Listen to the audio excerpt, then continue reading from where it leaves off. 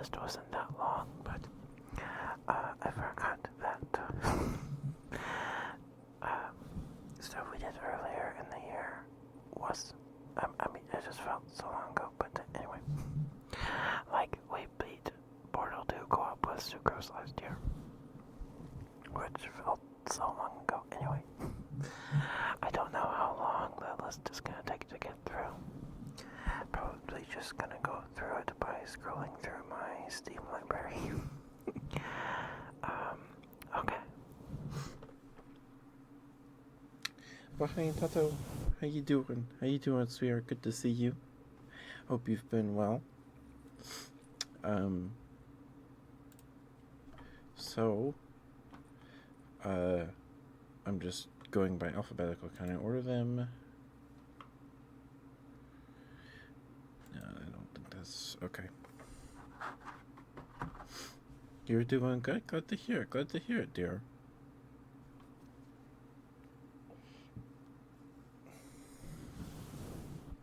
Like, I thought maybe we beat the Half-Life games this year, but that was like last year or 2 years ago.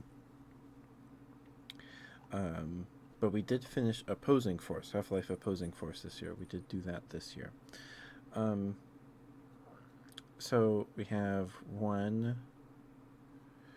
2, 3, 4, 5,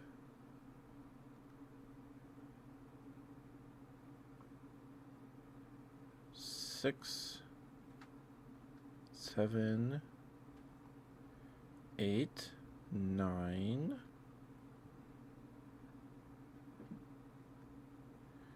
10, 11, 12, depending on if you count the Mass Effect Legendary Edition as multiple games, but I lost count. Anyway, it's a handful. It's a handful. I don't know how long it's going to take us to get through this list, but I'm definitely going to have more to say about certain games than others.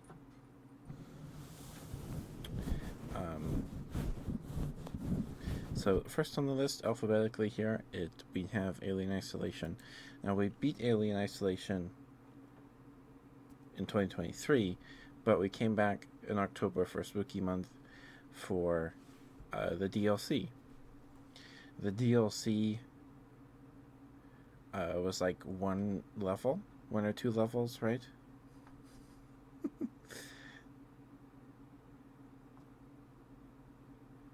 Yeah, I think we just did Last Survivor. Maybe we might have. No, I think we did Corporate Lockdown too. Maybe I don't know. I don't remember. I'm pretty sure we did. Oh no, that's for Survivor mode. Okay, yeah, I think we only did Last Survivor because the other ones were like other like game modes, and I didn't feel like dealing with those at the time. Um, so, this is being ranked from S to F, skipping the letter D. I don't foresee many of the games getting too low of a score. I don't think we played anything super terrible this year, or finished anything super terrible this year. But I thought we'd have more to do with the Alien Isolation little level prequel thing. It only took us like 40 minutes to get through, or something like that. It was still very annoying. Because you get to a certain point where you have to push a button, and to try and trap the alien inside the little like escape pod and eject it into space, right? And that took forever because I was trying to get the alien in the room, and then the button wasn't working. Sometimes it was a pain in the butt, but we did it. Eventually, we did it. But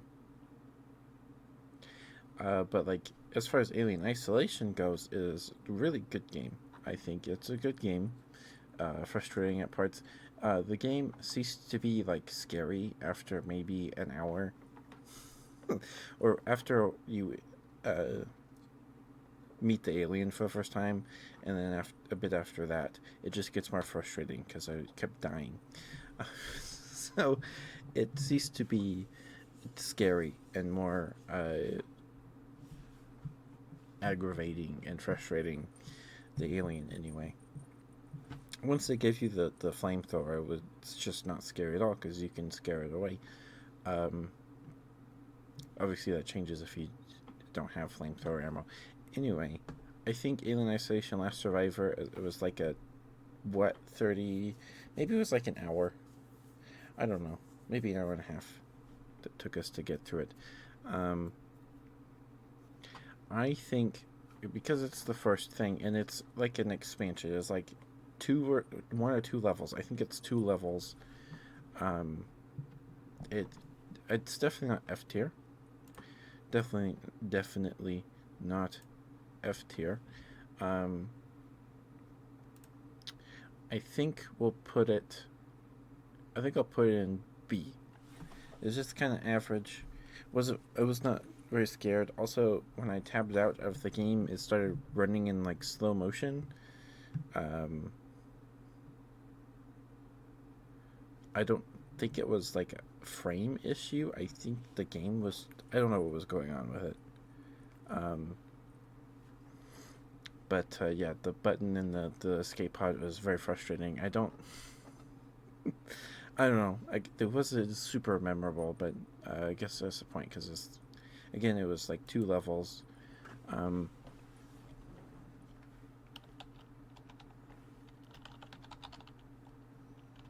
we need to make the text smaller than that. Let's go to 18.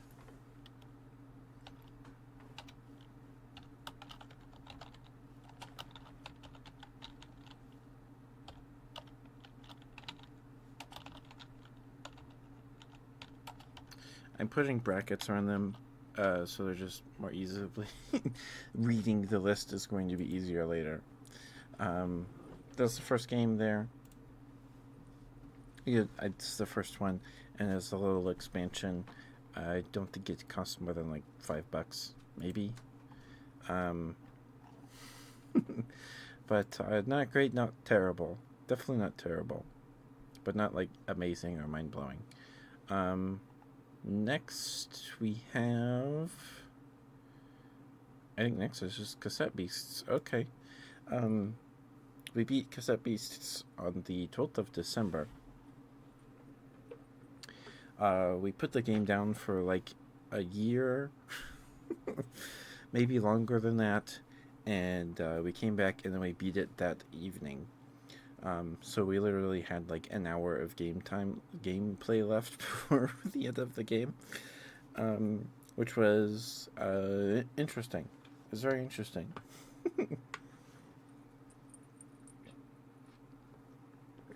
But as far as the game itself goes, it's a creature collector. Of course, I really like creature collectors. It's a very good game.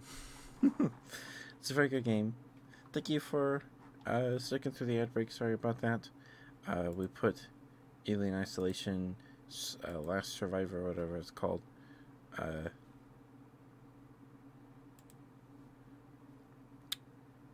In B. We put it in B tier. But Cassette Beasts, as far as like being a creature collector, the music, everything about it, I really enjoy Cassette Beasts.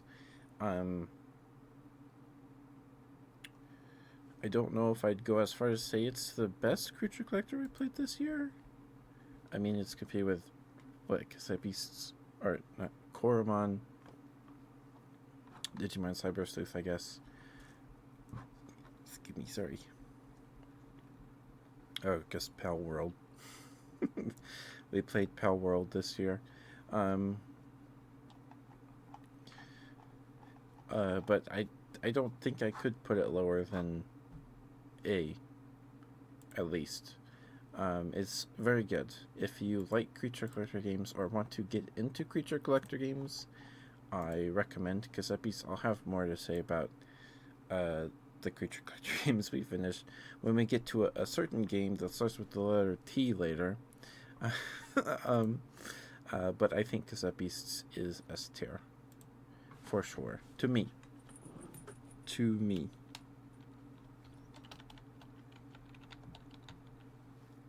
Does Giuseppe's have a hyphen? Or whatever it's called?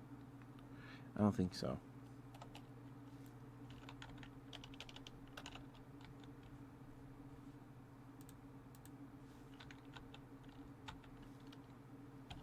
Cassette Beasts. I guess just making sure I spelled Cassette Beasts right. Yep. Okay. And then the next game we have here that we finished, Choo Choo Charles, I believe was this year. Yep, in July. We played this because we hit a goal for the 3DO on the Throne wish list. And Kaparian got us to that goal, so I let him pick the horror game as the reward, because the reward was to play a horror game of chat's choice. And he picked Choo Choo Charles. We beat Choo Choo Charles in one sitting, I believe. Very interesting. I don't play very many horror games or games like Choo Choo Charles. But we only missed 3 achievements. Collect all 11 paint cans and fully upgrade your speed.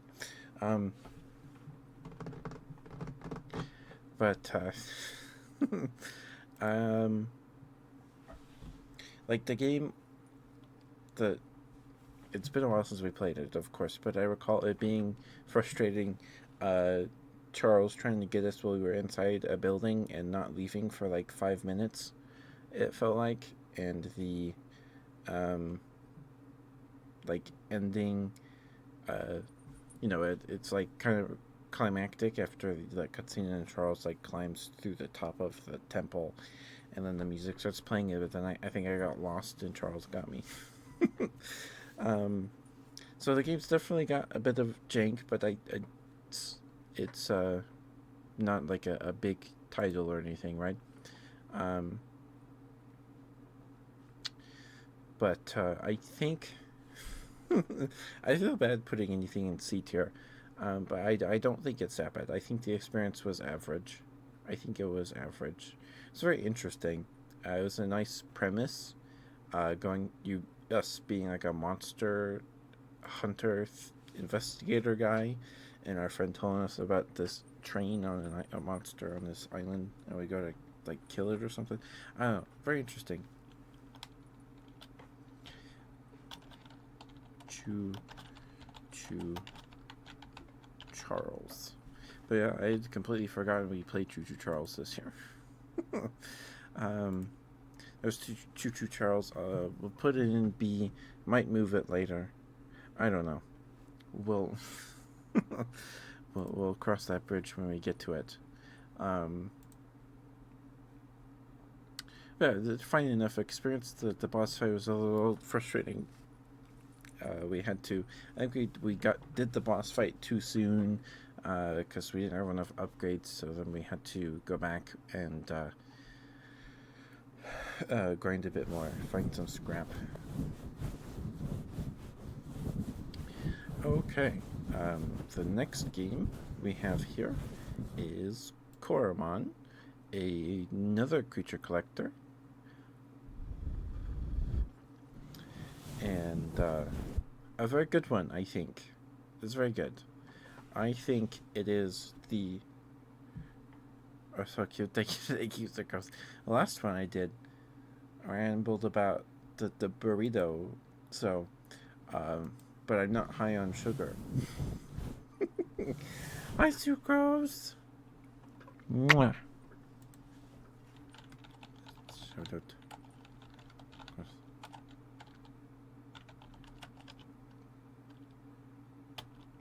There we go. Yeah.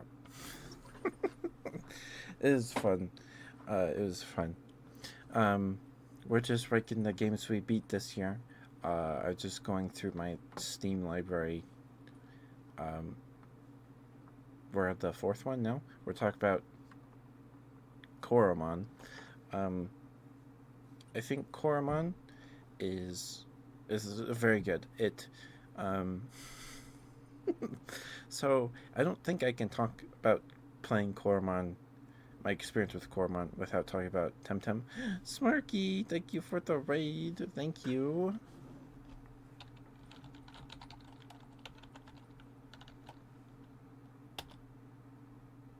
I have to wait a minute. I have to wait another minute. I have to do this one. There we go. Hi, Smarky. You were playing Inscription. How was that? I hope that went well. My brother keeps telling me to play Inscription. But hello, Raiders. Hello. If you don't know me, I am Ketchup Tipper, your local Teddy Variety streamer. I do ASMR streams every Wednesday, Friday, and Sunday. And the rest of the week we play games. Tomorrow we're playing more Monster Hunter Stories. And this Saturday, every Saturday we play a Sega game, an old Sega game. Sega, because Sega delisted the Sega Genesis Classics collection from Steam on the 6th of December. I'd like Inscription. I'm sure I would. Maybe this October we'll play it for Spooky Month. I don't know.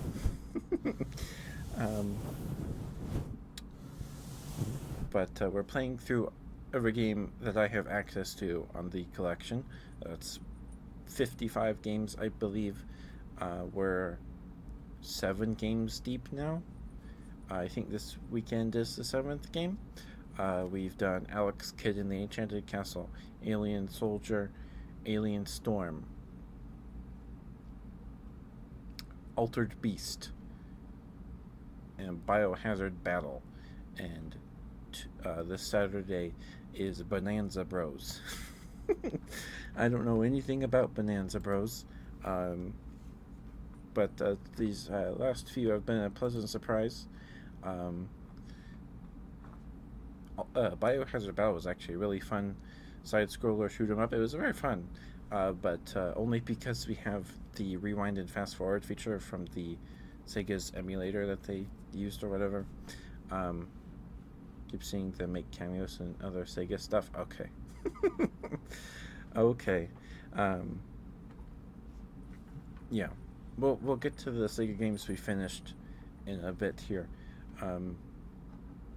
But tonight, you can please feel free to redeem the ASMR redeems, please. But I wanted to rank every game we finished last year, but this is like ASMR streams are really the only time we can ramble like this. So that's what we're doing.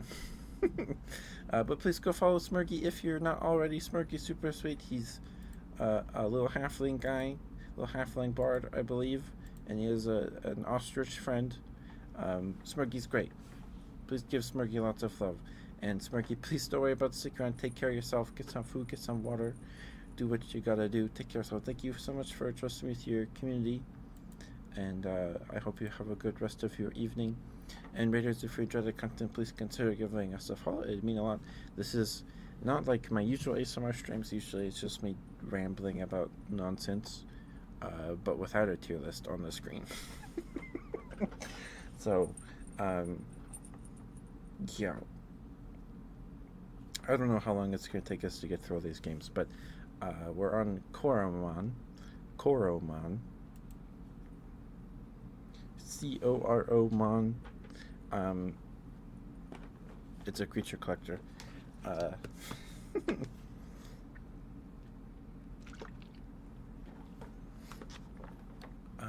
To me, Coromon,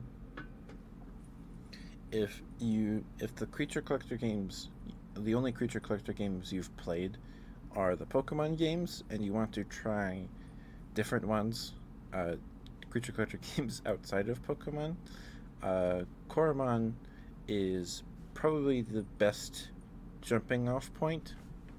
It has tons and tons of but not accessibility features. That's the wrong word. Features to edit your runs, your playthroughs. You can make it in the settings a Nuzlocke. You can make it so you can't catch any Koromon. You can make it so you can only catch other people's Koromon. You can make it so you can't catch wild ones. It's great. It's awesome. It has a built-in randomizer setting. It's awesome. I don't think I can talk about Koromon without the context we played it in, which was we had been playing Temtem. We hadn't finished Temtem at this point, but I was just so over Temtem. We had put Temtem down for a bit, or we were playing Temtem, and then we started Koromon, and I just did not touch Temtem for like 6 months. Yeah, Temtem. Well, I'll talk more about Temtem when we get to it. That's going to take a bit. But Koromon literally made me feel spoiled. It made me feel spoiled. It's so good, and the sprite work is amazing. The game's not too long. I think it took us 30-something hours, 32 hours. I can actually look here. I have it pulled up. 43 hours. Okay, 43.3 hours. Not too long at all. And it wasn't too difficult. The setting we were playing on wasn't too difficult, but some of the boss fights were difficult enough for them to be a nice challenge, because they were challenging, but beatable. They felt not unfair, just difficult. And of course, it's a RPG, so there's RNG in there if your moves hit or not, whatever, right? But it's just an excellent experience. I'd recommend it to anyone who likes creature collectors and somehow has not played Koromon yet, or to someone wanting to get into them and they've only played Pokemon. It is essentially Pokemon. It's just Pokemon, but like black and white era Pokemon, kind of. To me, that's most similar to that era of Pokemon. I mean, this 2D sprites. It's good. It's good. It's good. It's S tier with Cassepis. I don't think I could rank Cassepis or Koromon higher than either each other. They're just good.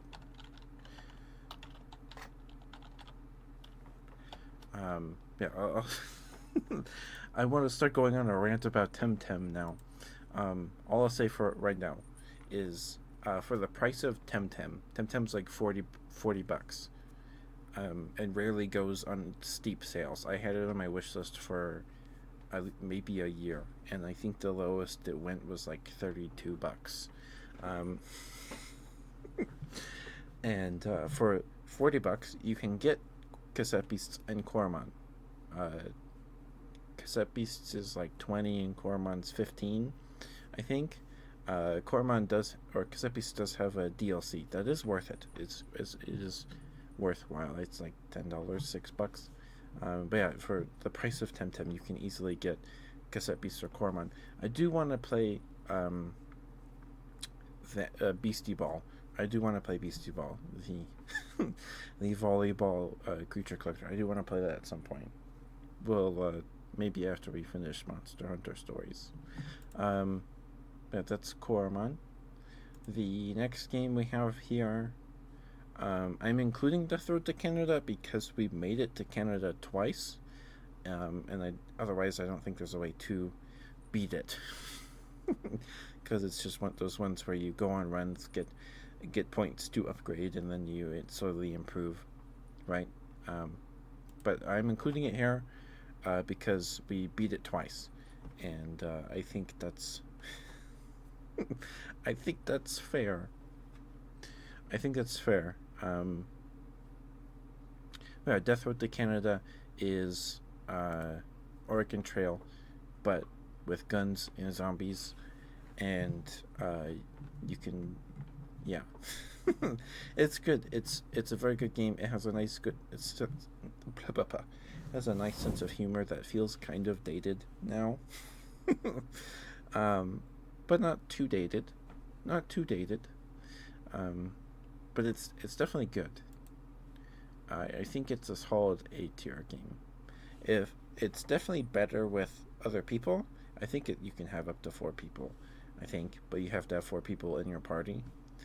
Um, you'd have to start a two players, and then find 2 more people on your run. Um, but it's definitely good. And if you want a zombie game for October, you could do worse. You could definitely do worse. But I'm gonna put it in A tier.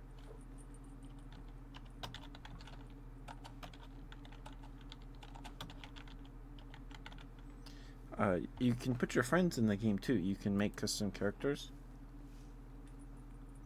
I think our first run, we won because River carried us. Or River was the last one alive. River was the last one alive, and she made it to Canada. I also made Sucrose. I made Sucrose in the game. I made her a martial artist because she likes fighting games. And Sucrose had a personality that increases healing. Yes, I think once. The second time we made it to Canada. Maybe we made it 3 times. The first time, only River made it. The second time, I think we made it with everybody. I think. But Sucrose helped a lot. Sucrose's character helped a lot. Because Sucrose hit really hard with just her bare fist. She didn't need a weapon to do a lot of damage. And she had good med stats, so she could heal. And when we didn't have her on the party, it felt like it felt harder. The game felt harder. Also, I think it's very accurate to Sucrose's model, surprisingly.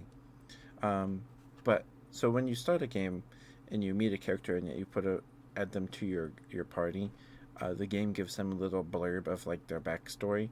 And I think the last run, it said Sucrose was a famous internet streamer, video game streamer. I was like, whoa! That's cool. This is weird and kind of scary, but neat. It's neat. Hi, Kylan. How are you, Kylan? Good to see you.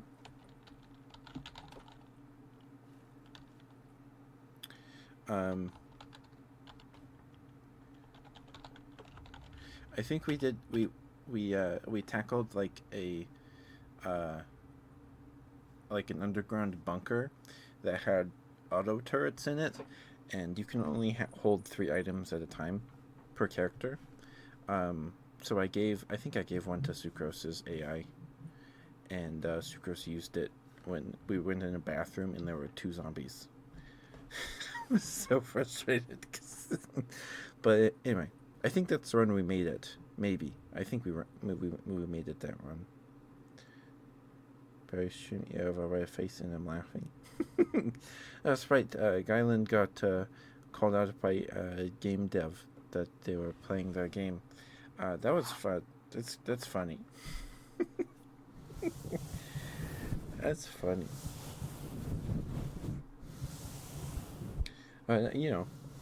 Builds character. Maybe, I don't know. Puts hair on your chest. When I was little, my grandpa would tell me eat my broccoli or whatever, broccoli and cauliflower, and it would put hair on my chest. I don't think I needed that. I got his genes. Started growing a beard when I was in junior high, I think. Yeah, anyway. Anyway, Death Road to Canada is A tier. It's a very good game. A very good game. It's very fun. Very fun. The next game we have here is I did play Finding Cinderella. I don't think I can put it on the list though. We may do the same. I don't know. I don't really ban someone unless they're like a jerk or sorry bot bonks them. So, and even then, I feel like I've been lucky. I've only had to do that twice. I could count the times I had to do that on one hand. Anyway, I don't think I could put Finding Cinderella on the list. Although Finding Cinderella was a very fun experience. We did not guess the killer, the princess possessed by the witch. We did not guess them. He mistook them for a troller artist, tried to sell something. Okay. I don't get those on Twitch so much anymore. I think I got one on like my birthday stream. I think it was my birthday stream. Maybe that was my birthday stream.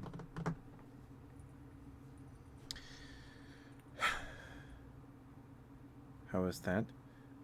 It's good. It's an Oregon Trail style game where you're trying to get to. You're driving from Florida to the Canadian border because Canada's the only safe place left in the world from zombies. And your car can break down, and then you find another car. There's vans that are vans have more gas mileage, but they're slower. And then there's sports cars that guzzle gas, but they're super fast. And then there's like a sedan or a Mitsubishi that's just a regular car. Played in 2024, like how good they were, or just horror games. How good they were. That's games we finished. Games we finished. So, I can't put Finding Cinderella on the list, but Finding Cinderella is super good, is very fun. We played it because Sucrose did. We did not manage to find the killer. It would turn out to be Apprentice we didn't even talk to the whole time. So maybe someday we'll go back to it. Maybe October. I don't know. But Finding Cinderella is free on Steam. It's a nice, cute little virtual novel. Go give it a read. Go give it a play. I don't know what you tell people. How do you tell people to go play a virtual novel? You go read it or go play it. I don't know. I don't know. So the next game we have here is Ghostopia. Speaking of virtual novels, we started Ghostopia in 2023, and I thought we had finished it, but we had one more episode left, one or two more episodes, and Ghostopia is so good. Ghostopia is so good. If you like virtual novels, we were just talking about them, but go play Ghostopia Season 1. It is so good. The art, it's just the writing. It's so good. And they had just sold 10,000 copies this past October. So go give it a wish list. Wait for a sale. Whatever. Just play it. Just play it. We got almost all of the achievements. We have one achievement that we didn't pick up, and it's to save the game manually. But it's super good. It feels like you're playing an anime. Maybe that's how VNs work. I don't know. I've only played 4. Maybe 5. But Ghostopia is super good. It's really good. Please give it a play if you're bored. If you need something to distract you for a night or two. There's lots of potential characters for silly voices. It's great. It's very good. It does have a darker undertone, and it does have death in it. It has death in it. So it's got a bit of a darker undertone, but very still slice of lifey. It's good. It's good. Um, yeah, just the games we finished this year.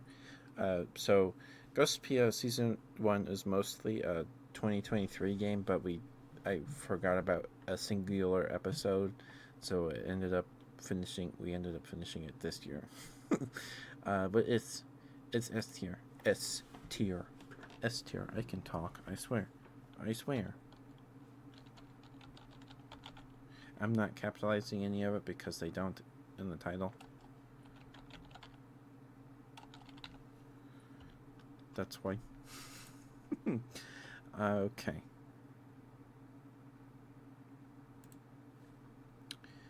Yeah, let's go Spia. It's super good.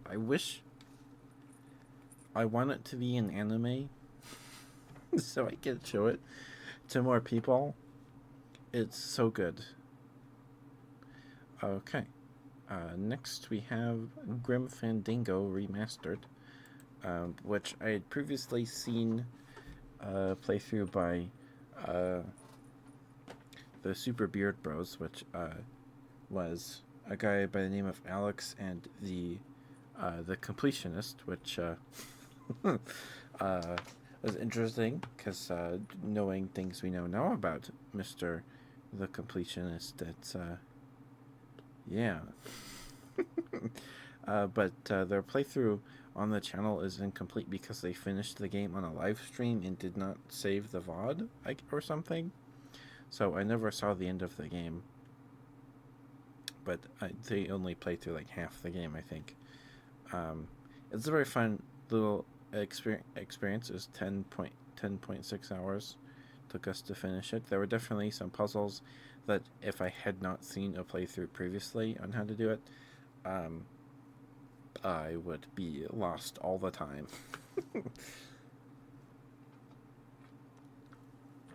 And I still was. But it's a nice little point and click game with a pretty good sense of humor. It was fun. I'm glad I played it. I think I'll put it in A. I think I'd put it in A, just because some of these puzzles are very obtuse. Is Grim Fandango Remastered one word? I don't think so.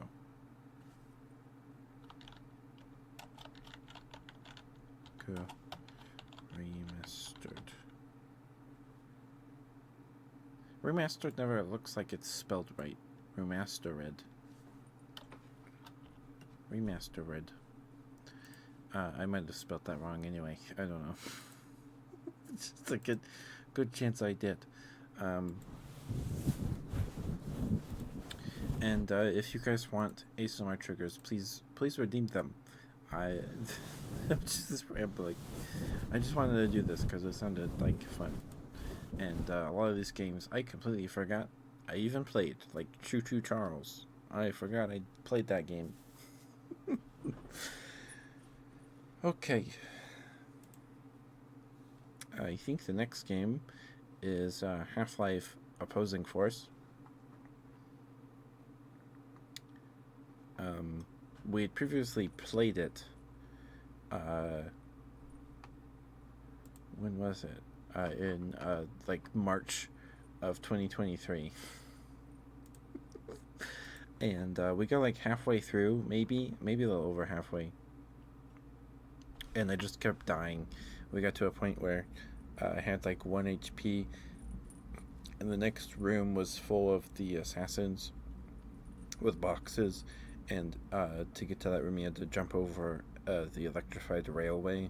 So sometimes I would have to retreat, and then sometimes I would just step on the. Anyway, I kept dying. It got really frustrating, so I just put it down. And we beat it in like one sitting for the 3DO Donathon. We got some pretty fun clips out of that. The Boogie Boogie. But it was very fun. I wish I had more Half-Life to play. I wish I had more Half-Life to play. It was super fun. The boss fight was kind of frustrating, but it's an excellent time. Very good time. Like, I don't think very many of these games are going to get too low of a score. Um, uh, Besides one of them, maybe. Okay, but I think Half Life Opposing Force. Uh, I think it was a better than average experience. I think it was fun to see that stuff, and apparently, is it canon? Because there was the Half Life game in development, the Ravenholm game, and you played as Adrian uh, from Opposing Force, the main character who you play as in Opposing Force. Um, Apparently, but Ravenholm got canceled pretty early on, I believe. Um, so I don't know, but Opposing Force was fun. We got to see a bit of stuff besides the Black Mesa facility in the beginning. Right, we went through boot camp. That was fun. Um, and there was different enemies in there because Gearbox added Species X or whatever they're called that aren't canon. So I don't know if Adrian is canon. If Ravenholm ever released, ever did release an alternate timeline to ours, Adrian would have been canon. But it's fun. I wish I had more Half Life to play.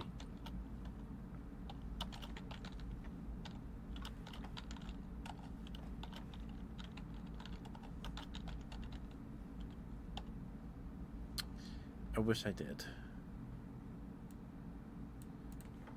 Okay, but it was interesting seeing the military's POV, right? Because they go in and then they start killing everybody because the scientists are like they're gonna save us, yay! And then they just started shooting them all, um, and then because we play as Adrian, we get knocked out because our helicopter crashes, and then the scientists save us. So then we're kind of like, you know, very interesting.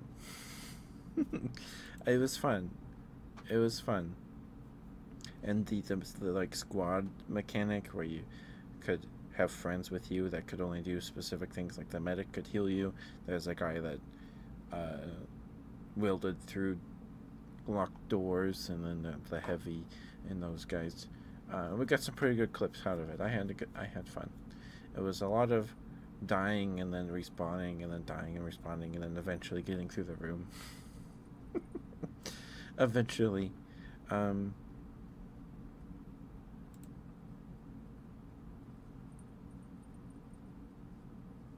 oh, right. Okay. Next is Hypnagogia. Um, I don't want to talk too much about Hypnagogia because I want people to experience it. Uh, that didn't see the streams, I want them to play it because it's good. It's really good. The everything. It's the atmosphere of the game, the music. It's all very good. Um, it's amazing. Actually, I had so much fun. I'm so glad I played it. So glad I played it. I did not expect it to take uh, half a half of a 12-hour stream to finish it. Um, and that wasn't even like that was like half of the game took half that length. So it's got a lot of content, and it's like $10, $8, $8.99 I think, um, or maybe that was when it was on sale. I don't remember, but it's so good. Please go play it. I don't want to talk about it too much because I don't want to spoil anything. Um, but it is an experience. If you do play it, the game recommends playing in a dark room with headphones. Please do that. It is it's good. It's good stuff. It's good stuff. Oop. Also, sorry if I'm yelling too much.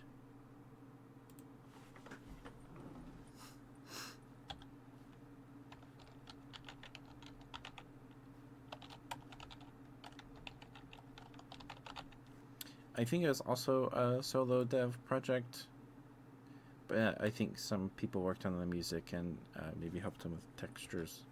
I think it was made for like the original Hypnagogia game was just Hypnagogia, and it was made during a LSD game jam or whatever it's called, something like that. And you can definitely tell when you play it.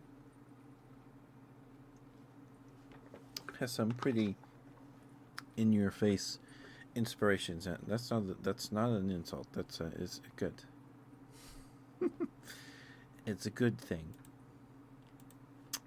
Okay. I want to see Sucrose play it, and Mara. Those are like the two people I really want to see play the game. They're really bad. Okay. Next we have the Mass Effect trilogy. We finished it in August. I think I'm just going to list it as one thing in the tier list because they're, the Mass Effect 1, 2, and 3, but in one package. Super fun. The ending, I know Sucrose has things to say about the ending, but I feel that way about like Halo 5 and things like that. I have games that I'm not too happy with the endings of. Same with Halo Infinite. Oh my goodness. Anyway, I was not. When did Mass Effect 3 release? When did Mass Effect 3 release? Hold on.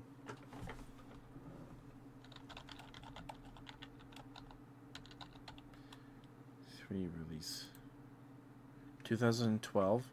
So that was my first year of junior high, I believe, because I remember sitting in history class in 7th grade on the day of 12/12/12. That's why. I was in 7th grade that year. But like I was conscious. I was not a baby. But I didn't know anything about the whole controversy. The ending got leaked and then they changed it or something. We went with the ending where we just blow up all the Reapers, like all synthetics. We blew up all synthetics. I'm glad we didn't side with the Geth then.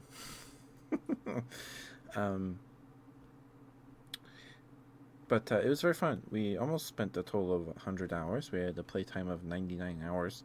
Definitely a good buy for $5-10. I bought it for on a sale one day.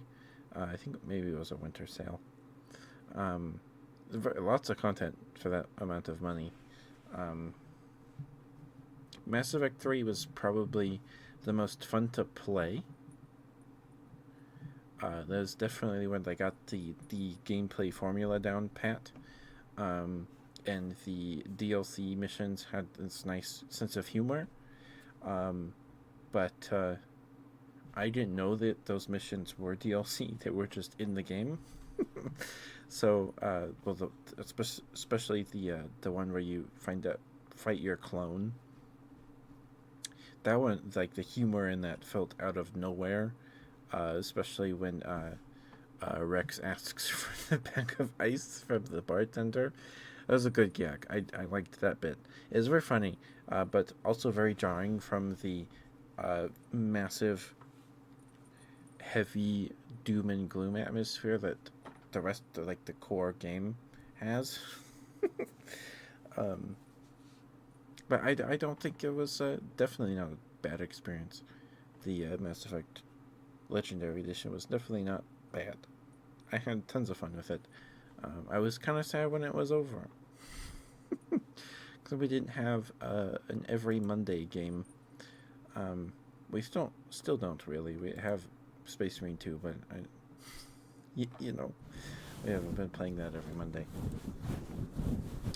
Hi Julian, how are you? Hope you're doing okay. Good to see you. Good to see you. Hope you're doing all right. Mwah.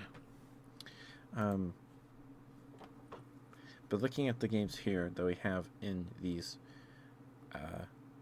tiers already, I don't think Mass Effect Legendary Edition is like on the same level as Half-Life Opposing Force or Death Road to Canada or Grim Fandango Remastered.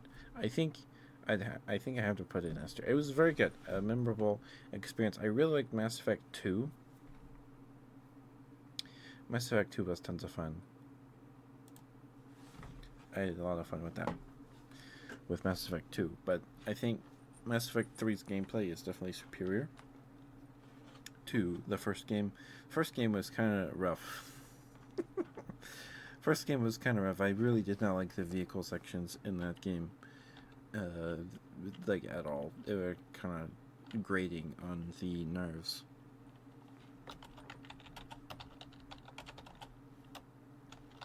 Is it Legendary Edition, right? Yes.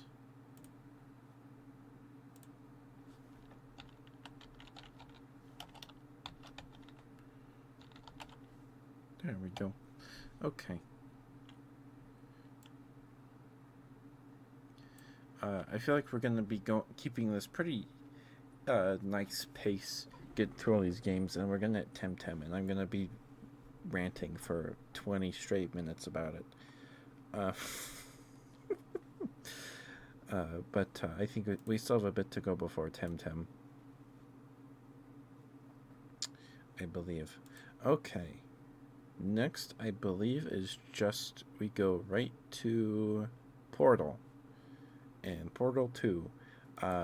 Portal was like a one-sitting experience. It was shorter than I expected. I finished it faster than I expected to. But it was super fun. I did enjoy Portal.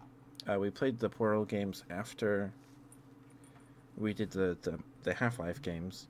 And Portal was kind of nostalgic because it has this pretty similar UI to Half-Life 2. Hi DJ, I'm doing good. How are you? We're just doing a little tier list of all the games we finished in 2024. Not all the games we played, the games we finished.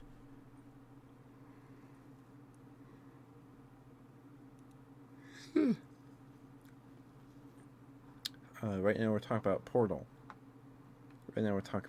Portal was super fun. I did have a good time with Portal. Was Portal the one where you're in like the big rusty room that's super tall, and then you have to jump off banisters to get more air to get higher? I think that was that one. That level was fun. But man, I love GLaDOS. GLaDOS. Is it GLaDOS? Is it the right? Maybe I don't remember. But her song at the end of the game, GLaDOS. Yes, GLaDOS. But the first Portal is very good.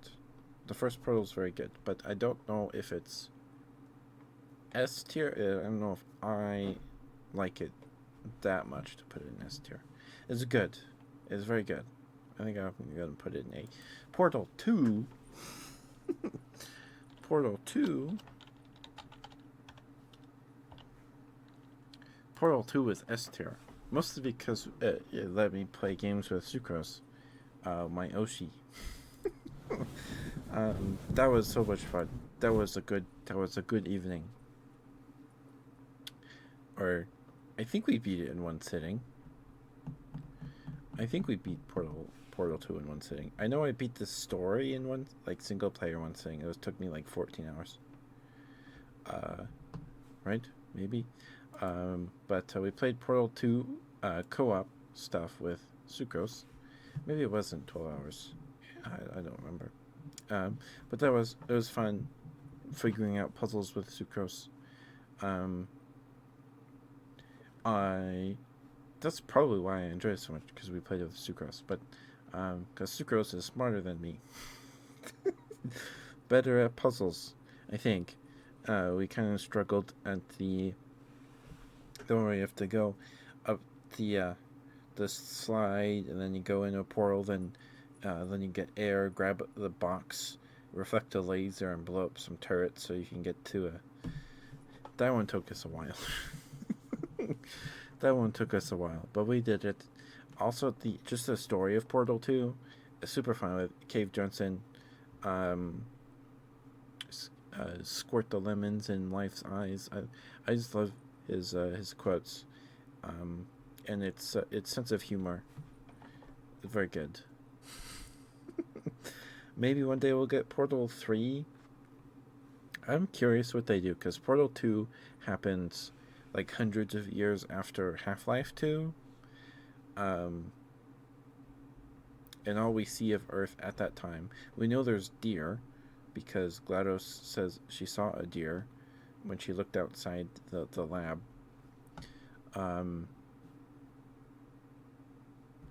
But I'm curious to see what happens. Because the end of Portal 2, you get out, she kicks you out into a field of what seemed like wheat, but it's probably just tall grass, the color of wheat.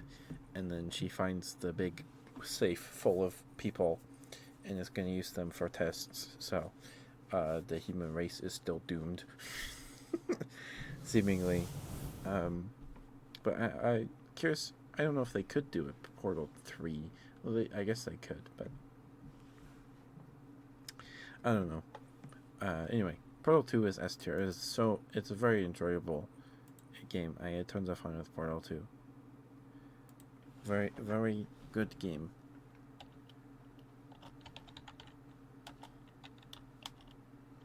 And I got a cute little hat for co-op stuff from being the first game or the campaign. The little beanie with the companion cube on top.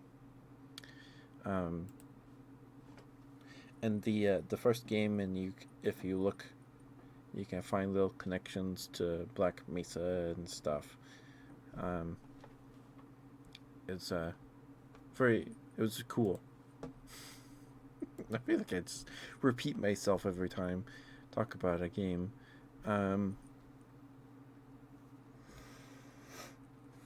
Man, I keep forgetting. I have Rabbit of Steel. Hi, chickies. How are you, sweetheart? Good to see you. Did you go ice skating yet? If you were ice skating, I hope you had a good time.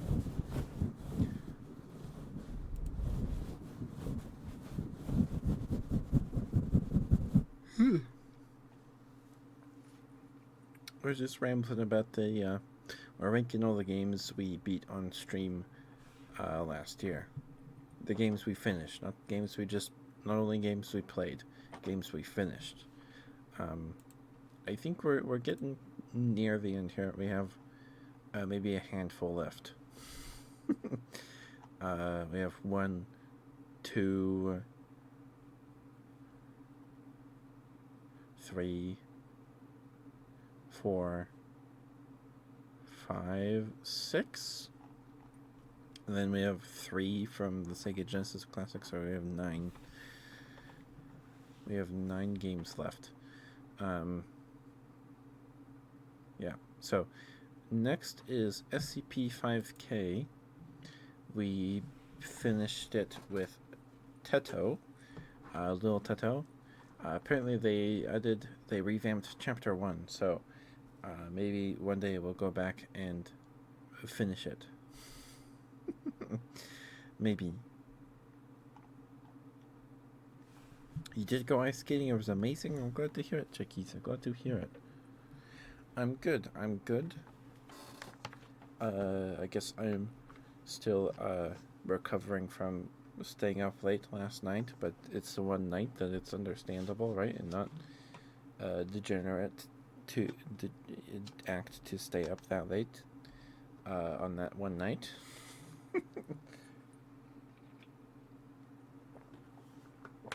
I don't know if degenerate's the right word, but the one time when it's not frowned upon, I guess. But SCP-5K, I believe, is still in early access.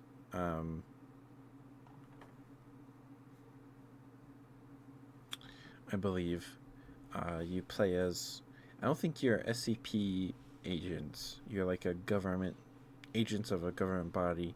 You go in and infiltrate the SCP Foundation after an outbreak, and you make your way deeper into the facility, encountering more and more anomalous things. Like giant snow crabs that are absolutely terrifying, give me heebie-jeebies thinking about them. I do not like those crabs. They're scary. I don't like the little ting ting ting ting ting ting they make when they walk. Like they when they walk, especially on a metal surface. There. Yeah. There's a clip of me getting jump scared by one of the crabs, the giant man-eating crabs. But SCP-5K was super fun. The state we played it in, up until the end where they were experimenting with the screen SCP that kills you if you stare at it, and that it can appear on any screen at all. Me and Toto never finished that. We spent more time on that one level than we did the rest of the game's content. But it's fun. It's a nice little experience. I think it's A tier. I think it's A tier. I don't think what I played was not S tier. It was good. And I'm excited to see what they do with SCP-5K in the future.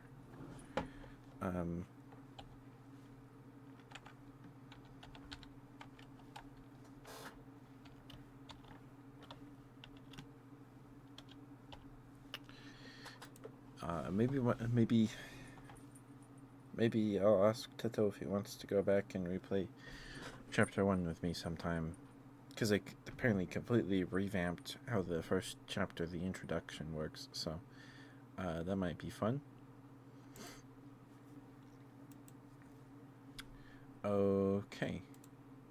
And now I guess we go straight to the Sega Mega Drive Genesis Classics. Because there's 3 games we beat in the collection so far in one sitting. I don't think we got close to finishing Alien Soldier or Beyond Oasis. Or we kind of got close with Alien Storm, so I think we have 3 games. The first one, Alex Kidd in the Enchanted Castle, is a little platformer game like Mario, but the boss fights are all rock, paper, scissors. And you play you play rock, paper, scissors with NPCs to get power-ups, some of them being like crucial to living, and the rewind feature is definitely necessary for me to finish the game. The last level was so long and so many spikes coming out of the ceiling, and yeah. It was fun though. I think it's a C tier, mostly because I don't really play platformers like that. And it kind of hurt my ear. It kind of gave me a headache. But games back then, they were difficult for difficulty's sake, because that's how they got their playtime out of. Because if you take 2 weeks to beat an hour-long game, because it's so hard, it feels like the game was longer than an hour. But anyway, this might be the longest game title on the list. Alex Kidd, the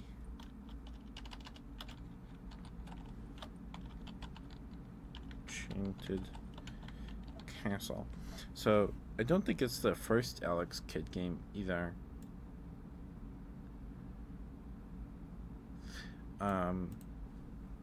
But we had no context to what was going on.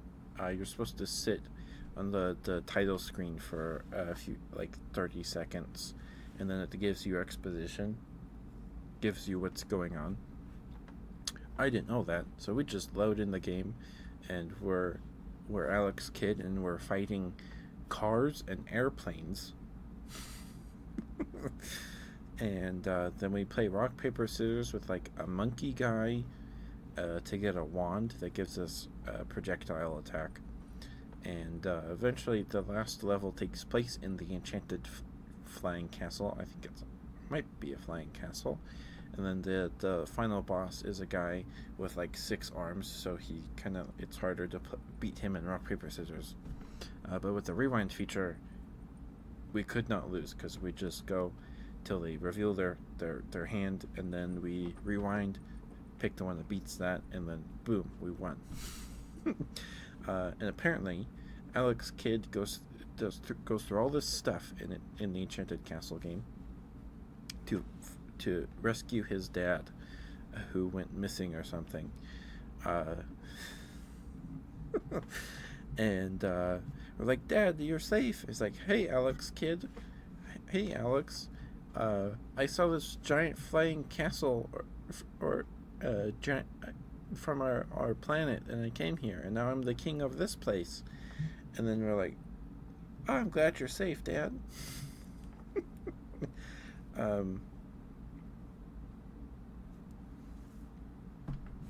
Very interesting experience. I don't think I've ever played the game quite like Alex Kidd in the Enchanted Castle. But we're putting it in C. I'm putting it in C.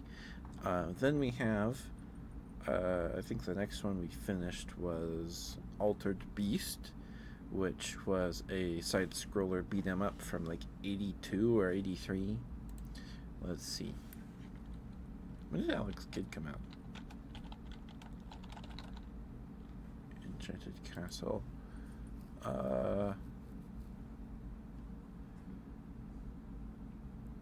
1989.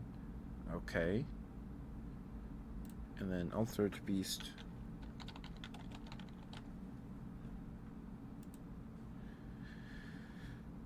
1988.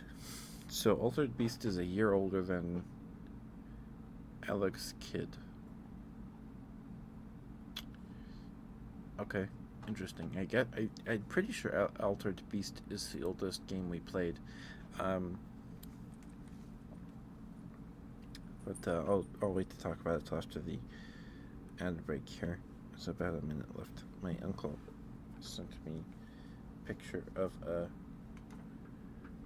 Brontops. If you're new here, my uncle sends me pictures of paleo art, art of dinosaurs and other extinct fauna that he finds on his Facebook page or Facebook feed that he likes. This one is a Brontops in some rabbit-looking things. Brontops, or I think they're Brontothiers. They were like big rhinos. They're the things in the first Ice Age movie that Sid takes the dandelion from and like kicks mud on their face or whatever, right? The best scene in the movie. They're those things. They have all these weird shaped nasal horns, all this stuff, all these knobs of bone on their face. That's what those are. Like weird looking elephants. Like an elephant tripped on its face. They're cool animals, though.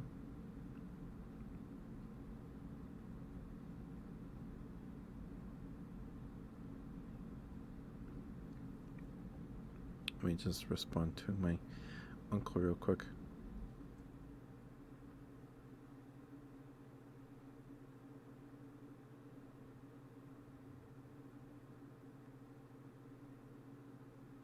There we go. Sorry about that.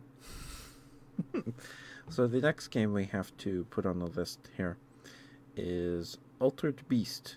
Altered Beast seemed to, according to Google, released in 1988, a year before Alex Kidd in the Enchanted Castle. I would not be able to tell you. They both seem pretty old. But Altered Beast, I believe, is an arcade title the God of Port, seemingly. Um, that one we finished in like an hour and a half, I think. A little over an hour it took us to finish Altered Beast. I think. I think. Um, you play as a buff guy that God like revives you in like a cemetery and is like, you must go and save my daughter, go now. And then you like break out of a gravestone and then you fight zombies and demons and wolves. All sorts of monsters, and you collect power-ups, and as you get more power-ups you get buffer, and your punches and kicks have a little projectile that gives you more range. And then when you collect 3 power-ups, I believe, you turn into the Altered Beast, or whatever you want to call it. So every level has a different beast form.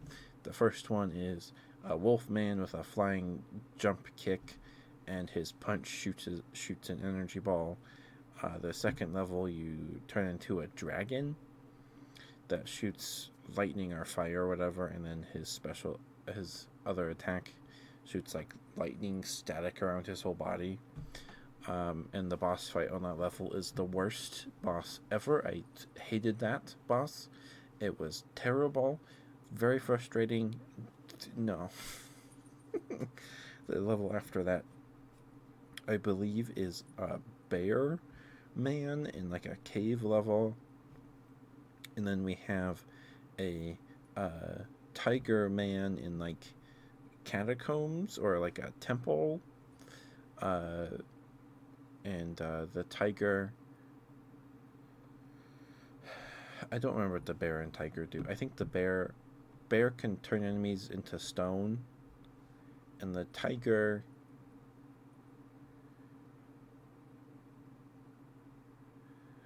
I think the tiger is like this jump punch, or I don't remember.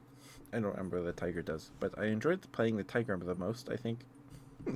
I just can't remember what the tiger's powers are.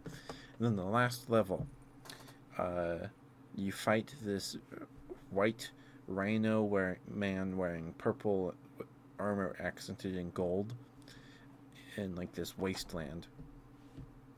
And the power up, the beast on that level is Gold Wolf Man, and you're like faster and you're stronger.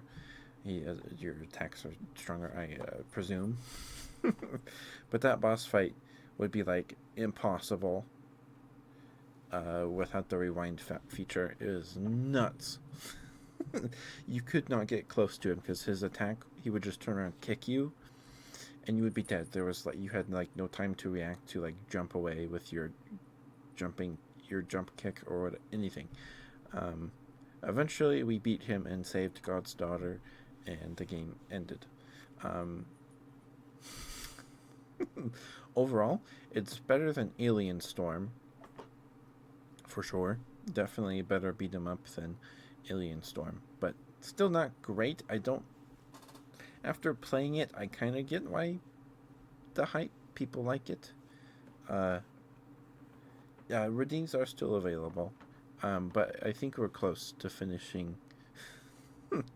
We're close to finishing the list. I'm sorry.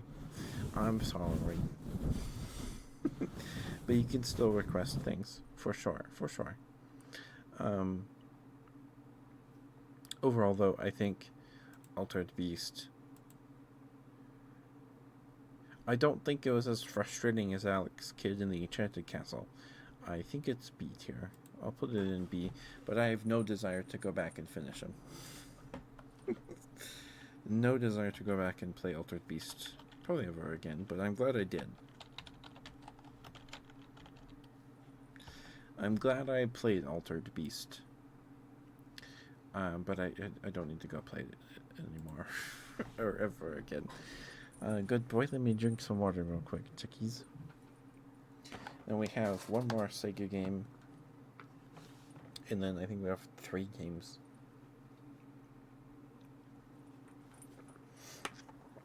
Not too many after this. We have one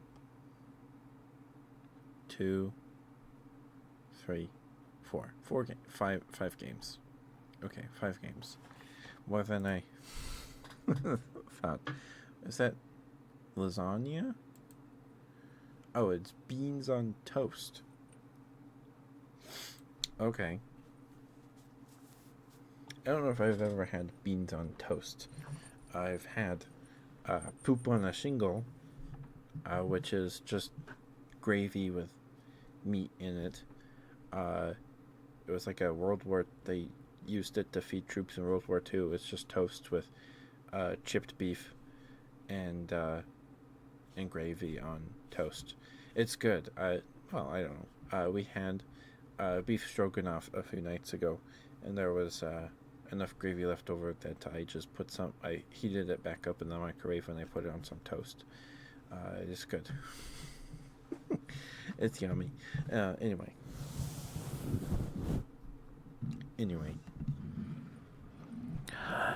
Good boy, chickies.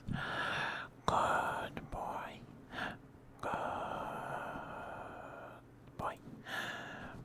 Good boy. Good boy. Good boy, chickies. Good boy. Chickies, you work very, very hard. And I'm very, very proud of you. Good boy. Good boy. Good boy. Good boy. Good boy. Good boy. Good boy. Good boy. Good boy.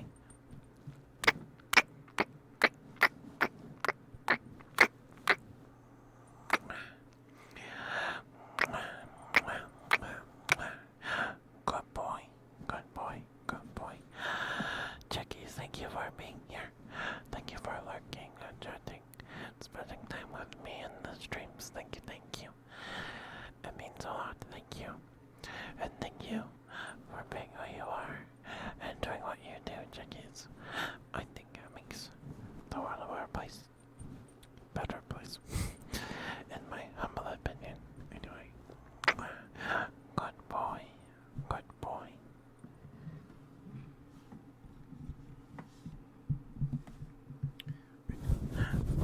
Good boy, chickies, good boy. Such a good boy, yes you are. Yes, you are such a good boy. Mwah. Good boy. Good boy, chickies, good boy. Yes, you are such a good boy. Mwah. Mwah. Good boy, good boy, good boy.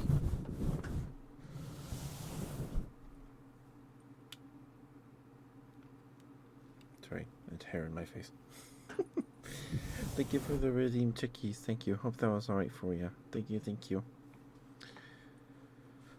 Okay, next we have the last Sega game that we finished this year. Like, played through to completion. We hit the credits. Biohazard Battle. Very fun. It was amazing. Well, I'm glad you enjoyed it. Thank you, dear. Thank you, thank you. Biohazard Battle was actually really fun. I had a lot of fun with it. There was a lot going on the screen at a few points, and the game was like chugging. The frames were chugging. I don't think it was my computer. I think it was probably just the game, because there were a lot of enemies, and we had the power up that shoots blue squares in a big circle around us. But Biohazard Battle, you play as this bug insect ship warrior guy, and you descend onto a planet to, shoot other giant bugs. And there was 8 levels. There was one level where you blow up a ship, and then I guess the core crashes. Then you fight through like a contaminated power plant, and then you go down into a cave system, and then you beat up the core, and yeah, it's very fun. Hi CJ, how are you, dear? Good to see you. Hope you've been well. Mwah. Hope you had a good Christmas and New Year. I hope you're doing well. Good to see you. But I actually really enjoyed Biohazard battle, mostly because we couldn't lose because of the rewind feature. I probably wouldn't have had such a great time without it. We did play it on easy. You're 23. Congrats. Happy birthday. Happy birthday. Hope you had a good one. I don't know if I put it in S, though. Definitely A. Definitely A.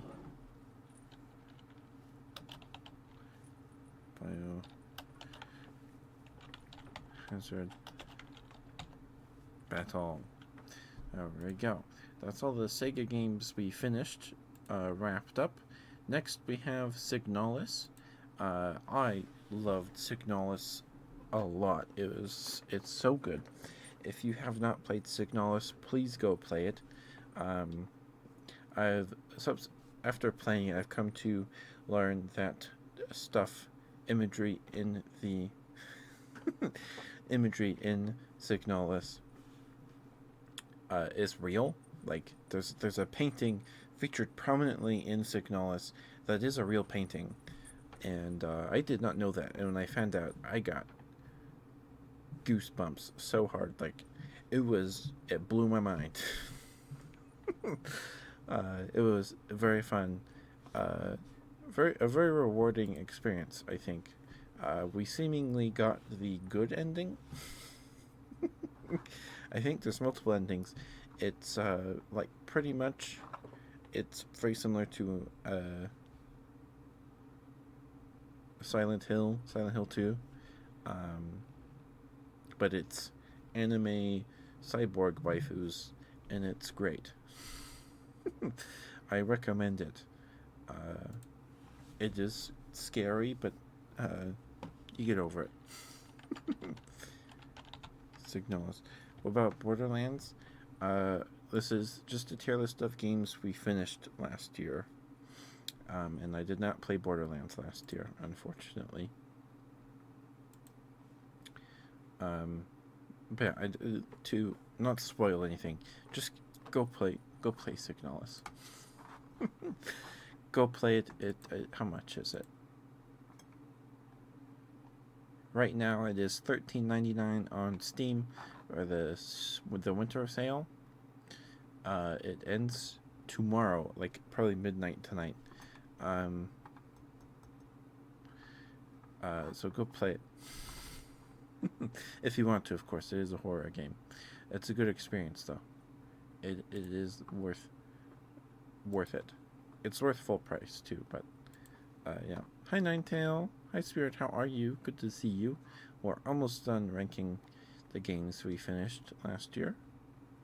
So it's Signalis. Then we have. When did I play this? 2023. Okay. Gotcha.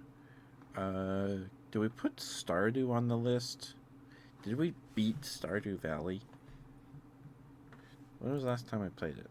August. Did we finish Stardew Valley? I mean, we kicked out Jojiko or whatever it's called. We got married. We had babies. We have animals. I don't know if I could. I don't know. I don't know. I will say if it were on the list, it would be S tier. We have 168.9 hours in Stardew Valley. I'm sure that's rookie numbers, but yeah. Anyway, next we have Stubbs the Zombie in Rebel Without a Pulse. Barely made the list. We finished it January 4th, 2024. Would not be surprised if this were the first game we finished last year. Stubbs the Zombie is original Xbox era game. Very, very simple premise. Not too long, and it just kind of throws you in. There's no long exposition dump at the beginning. You just kind of go, and it was refreshing. I first played it at a friend's because we went to a game store a few towns over because we needed another copy of Combat Evolved. Halo Combat Evolved. Yeah. Halo Combat Evolved, because my friend accidentally bought a PAL copy, a European copy, for our LAN party. So we had to go get another copy. And he got Stubbs the Zombie in Rebel Without a Pulse, a Mech Warrior game, and Valkyries, which is a game published by Sega. And the only way to play it is to have the original copy or get it on Xbox, the Xbox store. Play it on digitally on your Xbox. I hope they publish it on Steam. It seemed super pretty for an original Xbox game. Yeah, how are you, Ninetale? Hope you're doing alright. You have cute emotes as usual. But Stubbs the Zombie Rebel Without a Pulse was a very fun experience. Frustrating at points. But it was super fun. I'm glad I played it. I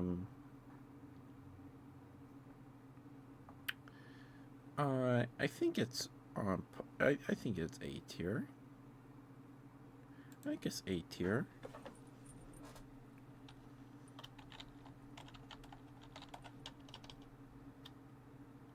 Blinks the Time Super Xbox. Didn't finish it. No, I definitely didn't. I did not.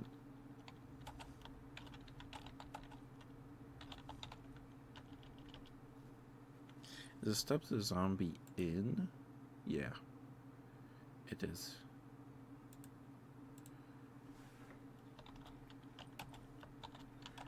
In Rebel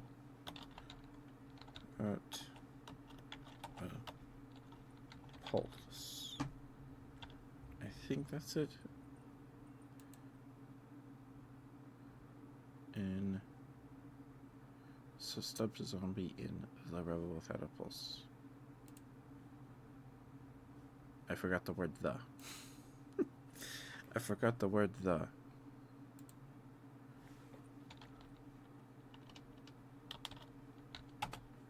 There we go.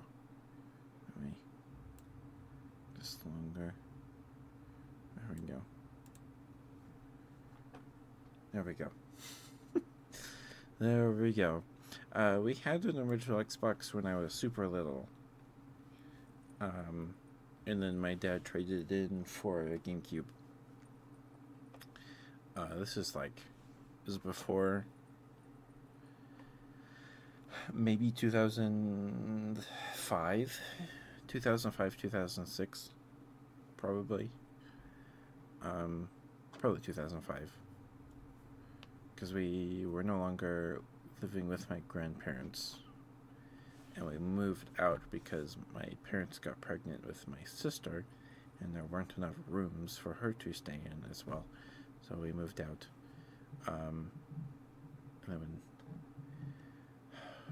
Yeah, it was probably 2005. Because my sister was born in 2006 for a GameCube. I'm glad my dad did. Because Mario Kart Double Dash, just real fun. The best Mario Kart, in my humble opinion. I have not played every Mario Kart game, but out of the ones I have played, Double Dash is my favorite. Okay, that's Stubbs the Zombie in the Rebel Without a Pulse. Yeah, it's fun. It was a fun time. I'm glad I played it. I played it because I played at my friend's house after our LAN party, and I was like, I want to play this. This was fun. I need to stream this, and it has a Steam port, so there we go. Okay, I think I want to talk about Temtem last, because I feel like I'm going to rant about Temtem for a good chunk of time. So we're going to skip Temtem for now. And Valhalla, we finished 2023. Yep, December 2023. Valhalla was really fun too. I'm excited for what that team does next. Hi Tato, thank you for being here. How you doing, Tato? How you doing?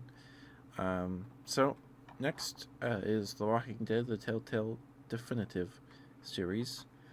We finished season 1. We'll maybe play season 2 this October. Probably.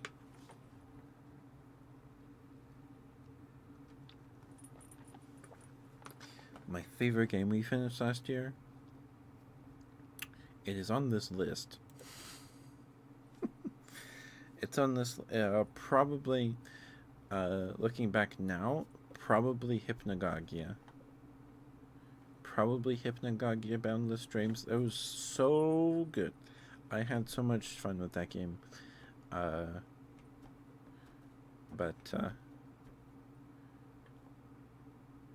Portal SCP-5K with Teto was fun. Portal 2 with Sucrose was lots of fun. Signalis was also really good too. But if I had to like just pick one off the top of my head, probably Hypnagogia Boundless Dreams. Probably. You watched movies with the sisters? Nice. Have you seen the Mufasa movie? I haven't, but I keep getting recommended videos about how terrible it is on YouTube. Apparently Sonic 3 is kicking its butt, which is good. It's funny. But The Walking Dead, the Telltale Definitive Series, or The Walking Dead Season 1, how do I title it? It's Walking Dead Season 1. It was very fun, also very sad, and very dark. But it's good. The writing's good.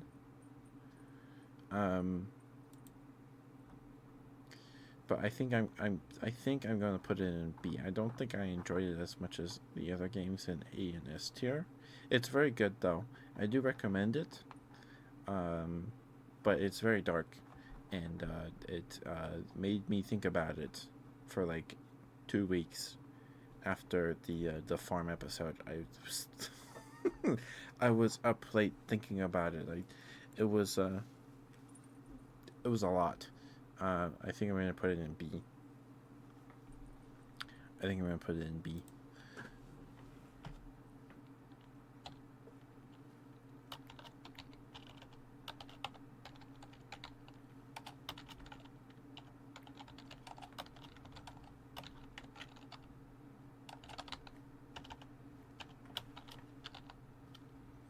But I hope you had a good time watching movies, Teto. Hi, Gravelord. You like Mufasa, though? Everyone's a critic. Usually you'd like to see things for yourself. Of course. You know, it's just part of my brain. I don't know. There's just something about movie reviews. I don't know. It, from what I hear, it's just a return to straight to VHS or straight to DVD movie sequels like Cinderella 3 or whatever it's called. All these silly movie sequels. If you haven't seen like clips of Cinderella 2 or whatever it's called, it's actually it had a very nice sense of humor actually. From the clips anyway. So, I mean, that's fine. But, you know, thinking about it, they let some movies go straight to Disney Plus, like that Pixar movie about the fish boy, the boy that turns that's a fish man, and then he turns human or disguises himself as a human. I don't know, I haven't seen it. They let that go to Disney Plus, and then they put Mufasa in theaters. I don't know. They probably put Mufasa in theaters because where else do they? They had Moana 2 a few weeks ago. But the first the CGI remake or retelling made a boatload of money, so maybe they thought Mufasa would do the same thing. I think they'd have made more money just like re-releasing Lion King 1.5 or Lion King 2 in theaters. They should just do that. Just show Renaissance films, Disney Renaissance movies or older movies in theaters. Just re-release them in theaters. Maybe like 3 a year, every 4 months. I think that'd probably make them more money. The work's already done. Just re-release it. Maybe not. I think maybe that would wear out its welcome too. So maybe once a year, or maybe twice a year, every 6 months probably. But they could do that for the remakes before they release a remake. Re-release the original in theaters for a bit.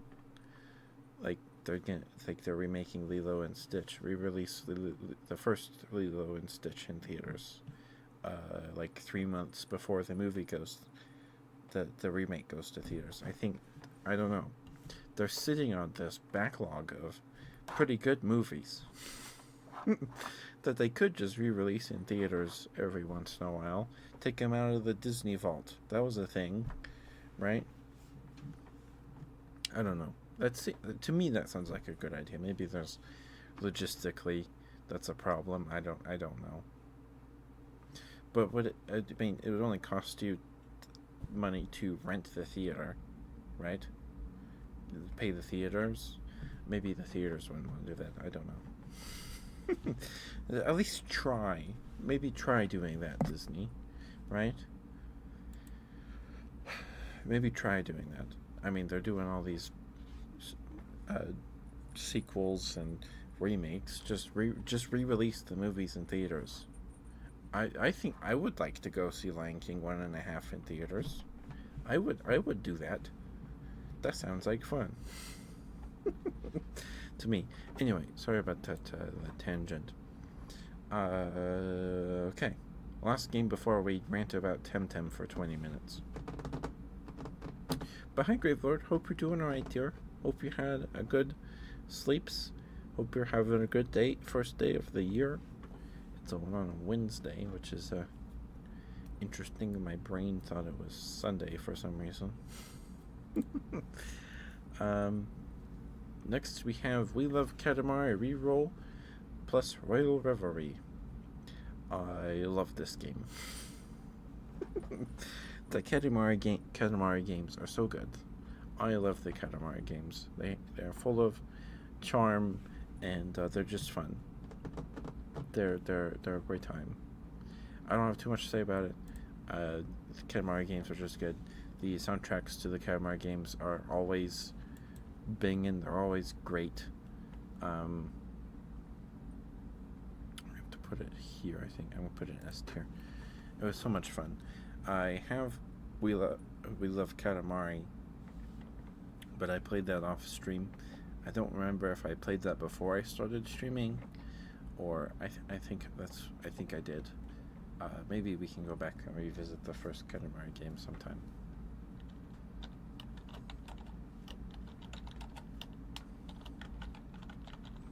Make sure I spell this right. We Love Katamari.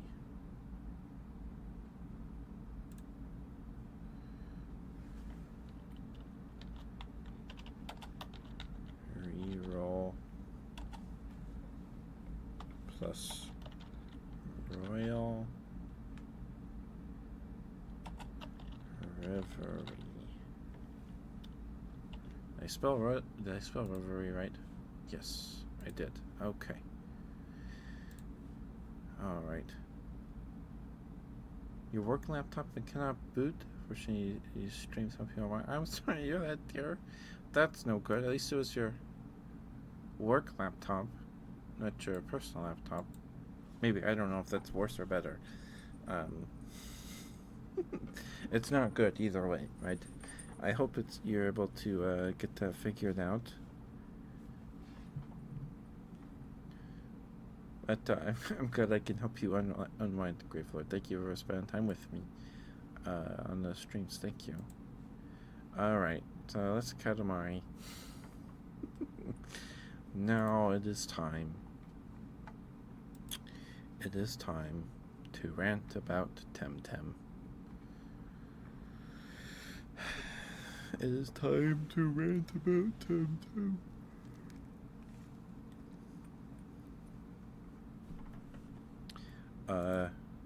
I do not like Temtem. I do not like Temtem. So, Temtem, if you don't know, I think I had a Kickstarter years ago. It was touted as the Pokemon killer, or Pokemon Light. Like, it's a creature collector. It's on Steam. Is it on sale right now? Oh, right now it's $12.59. That's probably the best deal I've ever seen for Temtem.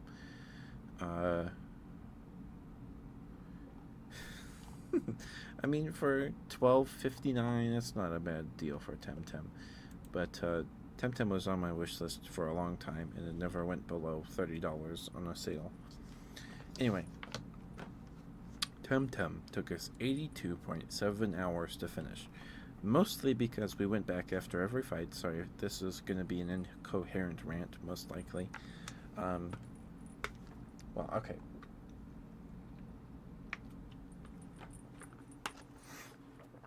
What do we start with here? What do we start with? I guess I'll just start with the Temtem designs themselves. There's a handful of Temtem designs that I really like. There's the platypus, the poison water type platypus line. Some of the digital type Tems look nice. Some of the crystal ones look nice, like the crystal type badger guy. He looks cool. There was a fire rat guy in the sewer in the last zone that looked really cool, but it was like literally before the end of the game, so there's no point in putting him in my party. Some of them look nice. But my biggest problem with the game is how long it took me to finish it. 82.7 hours. Excuse me. And Temtem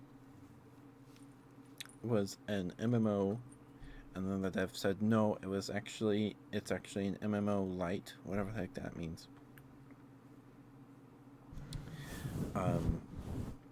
And you can't really interact with the MMO parts of the game until after you finish the main quest line, which took me 82.7 hours. With minimal grinding, I don't think I really had to grind levels. Maybe that's why it was difficult. I don't know. I wasn't super over leveled anyway.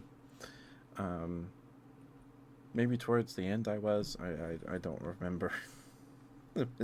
We finished it back in July.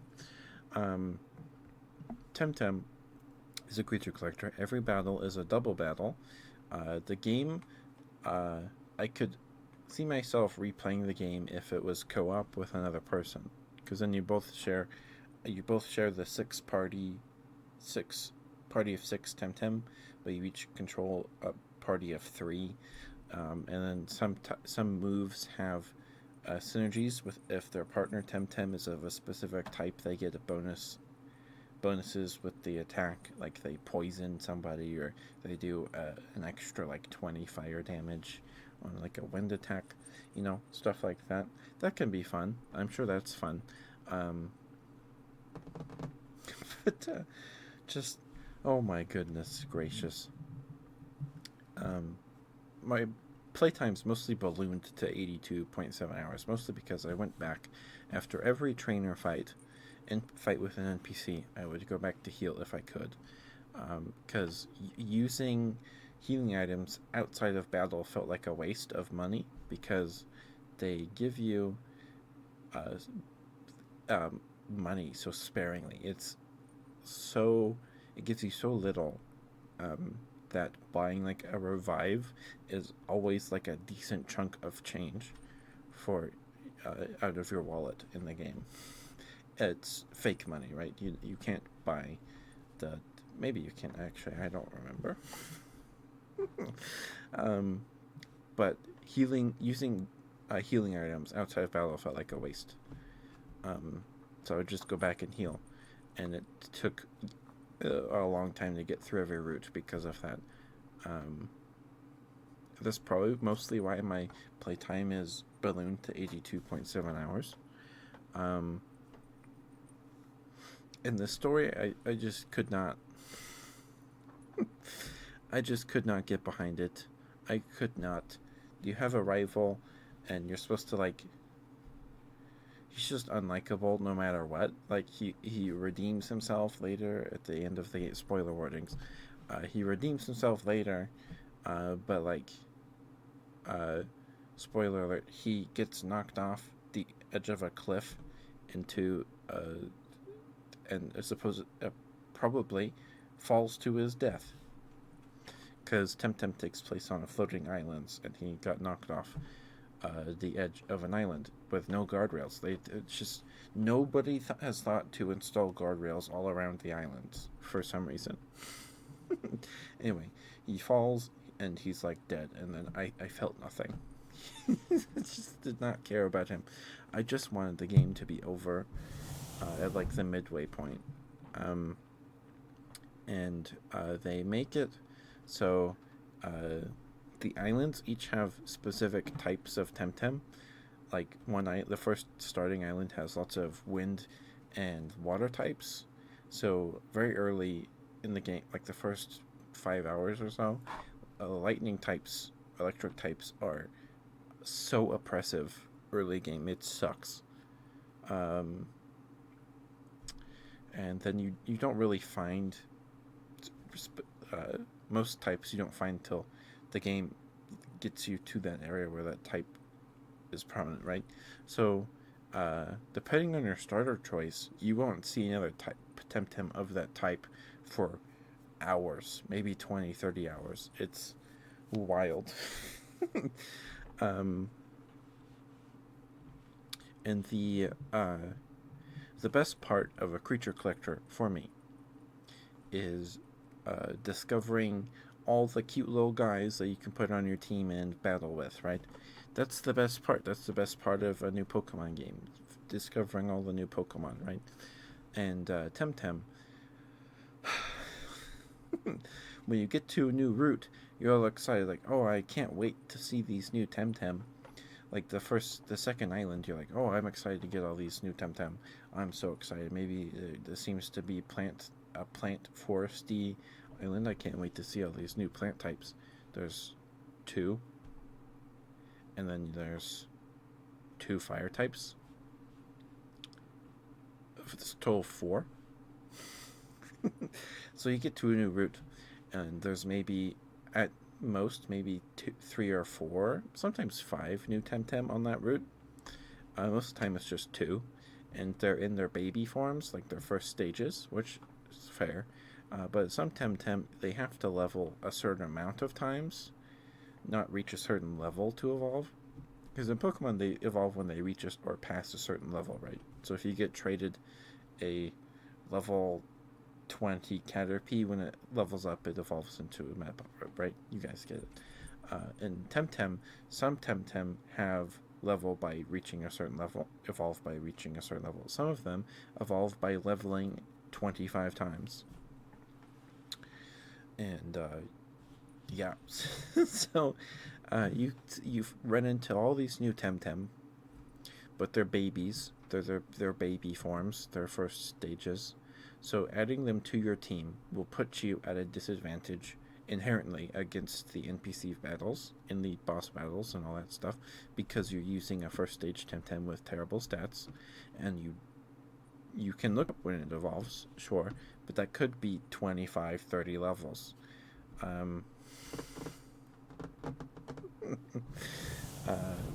You know, anyway, so it felt like there's no point in adding or experimenting with Temtem on your team. Thank you for the lurk, chickies. I'm sorry if I'm scaring people away with this rant. I knew this was going to happen. That's why we're talking about this game last. Anyway, it's just, oh my goodness.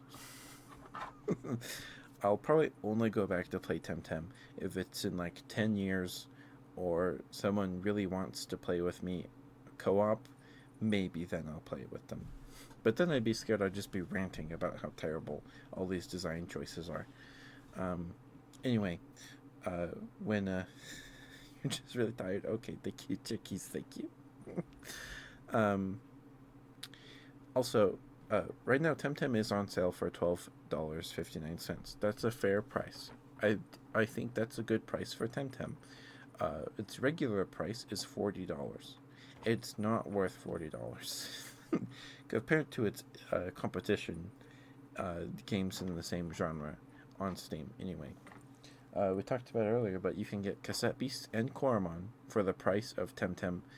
I think that might be less than $40. I think Coromon is $15 and Cassette Beast is 20. They might both be 20. You can get both of them for the price of Temtem, and probably get just as much playtime out of them, if not more, because Coromon has a built-in randomizer mode, a bunch of difficulty options that let you catch other people's monsters, that only let you catch other people's monsters and not catch wild monsters, or not let you catch any monsters. Like when we played Coromon for the first time, Coromon made me feel spoiled after playing Temtem. It was night and day. Quality of life features, all this stuff. And Temtem was or is an MMO, whatever. I don't know what they're saying about it now. I don't know. The devs were like, no, it's an MMO light, whatever the heck that means. I don't know. But to participate in the MMO light aspects of it, like competitive battling, leveling up on the battle pass to get cosmetics and other things, to get currencies to spend on clothes in the store, you have to finish the campaign first to even worry about that stuff. So depending on when you start, you're going to miss out on seasonal content no matter what. And it took us 82.7 hours to finish it. And the story's just bad. It's just slow, plodding, frustrating. Coromon's story wasn't much better, honestly, but it was better. It was better than Temtem's. Or Coromon's isn't that great either, but it is superior to Temtem's writing and story. Anyway, Temtem is F tier. I after all that, I can't not put it in F tier. I can't.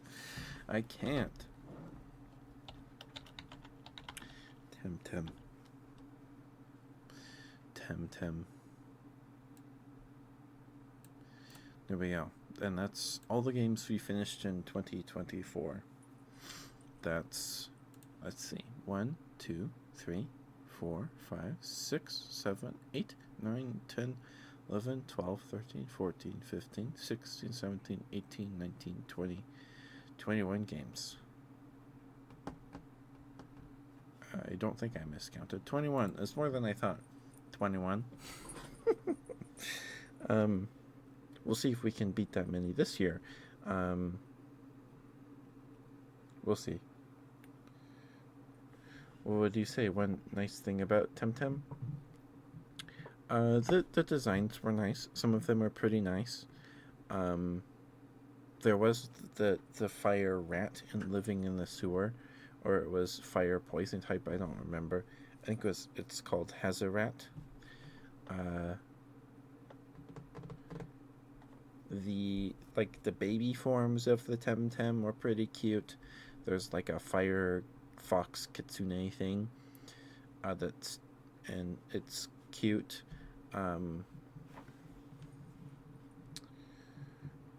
The character customization was pretty good.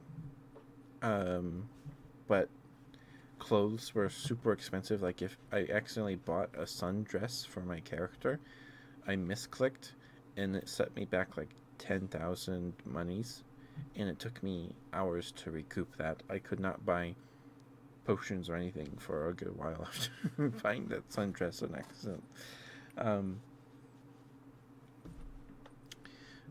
Probably some of the designs of them, and maybe the music. The music's like the loading screen. It's pleasant, not grating at all.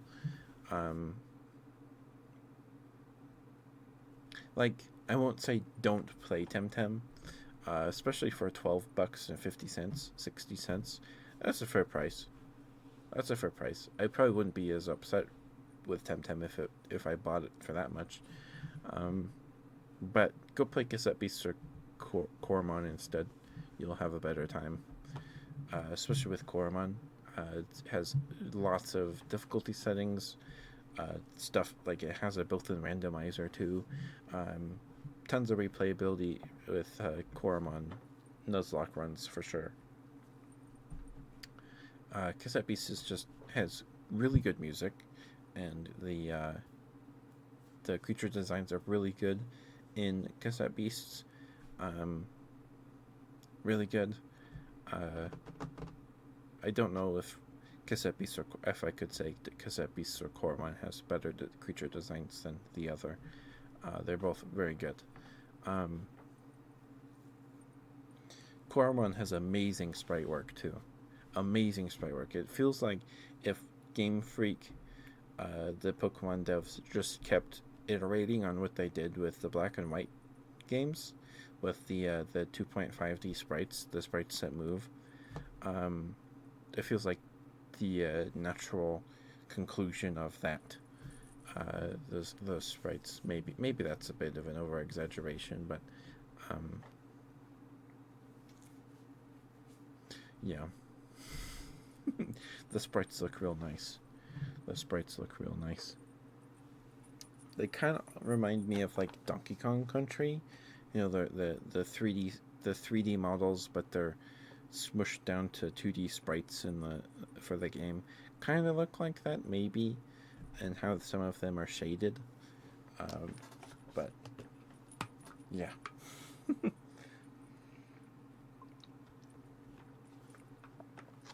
But probably my favorite creature collector that we've played on stream, we beat it in 2023 in like March or August of 2023. I thought that was earlier this year, but I was wrong. No, it's November. It was November of 2023. We finished Monster Hunter Stories 2. And right now we just started Monster Hunter Stories 1 last week, the remaster that they released on Steam. The first game only released on 3DS in like 2016. And they kind of gave it a facelift, but not too big of a facelift. They gave it a nice graphical facelift, made it look nice, and I think they redid some of the cutscenes with pre-rendered cutscenes that look pretty nice. But Stories 2 was so good. Stories 2 was so fun. That one was real fun. Play that one too. You can get a bundle with Stories 1 and Stories 2 in it. Definitely play Stories 1 first. The story in Stories 1... That's a confusing sentence. The plot, what happens in Monster Hunter Stories 1, doesn't impact the second game too much, because it's about a new main character and all that, and there's a time jump of like 10 years maybe.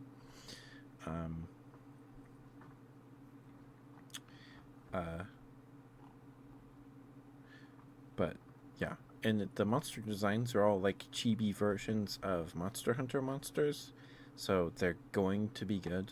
They are good because they're just chibi versions of already good designs. Already good monster designs. Yeah.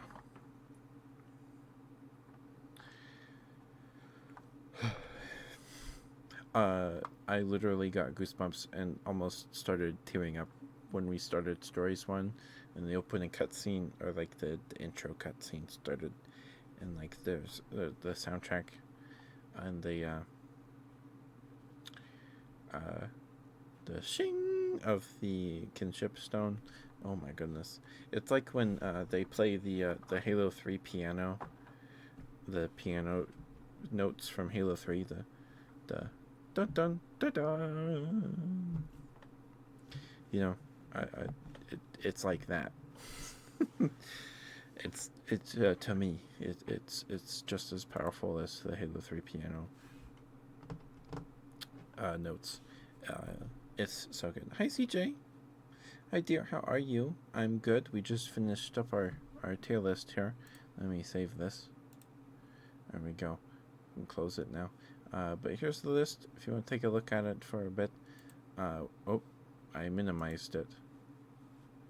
Okay, because before I've minimized the MS Paint window and then it broke. The capture broke and I had to. So the rest of the New Year spin is a bit good. I'm recovering from staying up late watching Twitch to like 4 a.m. or something like that. Maybe it was 3 and I didn't like fall asleep till after 4. I mean, it was New Year's. I was going to stay up till midnight anyway. But we played some card games with the family in the kitchen. It was fun. We take those. Heck yeah. Heck yeah. I wish I had more Half-Life to play. I'm pretty sure I've played all of it. We even did Black Mesa. That was like 2 years ago, though. Opposing Force was this year because I got frustrated with it and I rage quit. My dad got a game called Don't Be Last. It's like Uno, but a little different.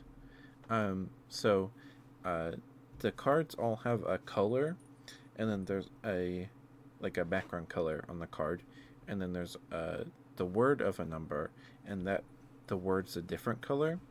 So, and then there's white cards. And so with a colored card, you say the color of the word. And then if there's a white card, you say the word.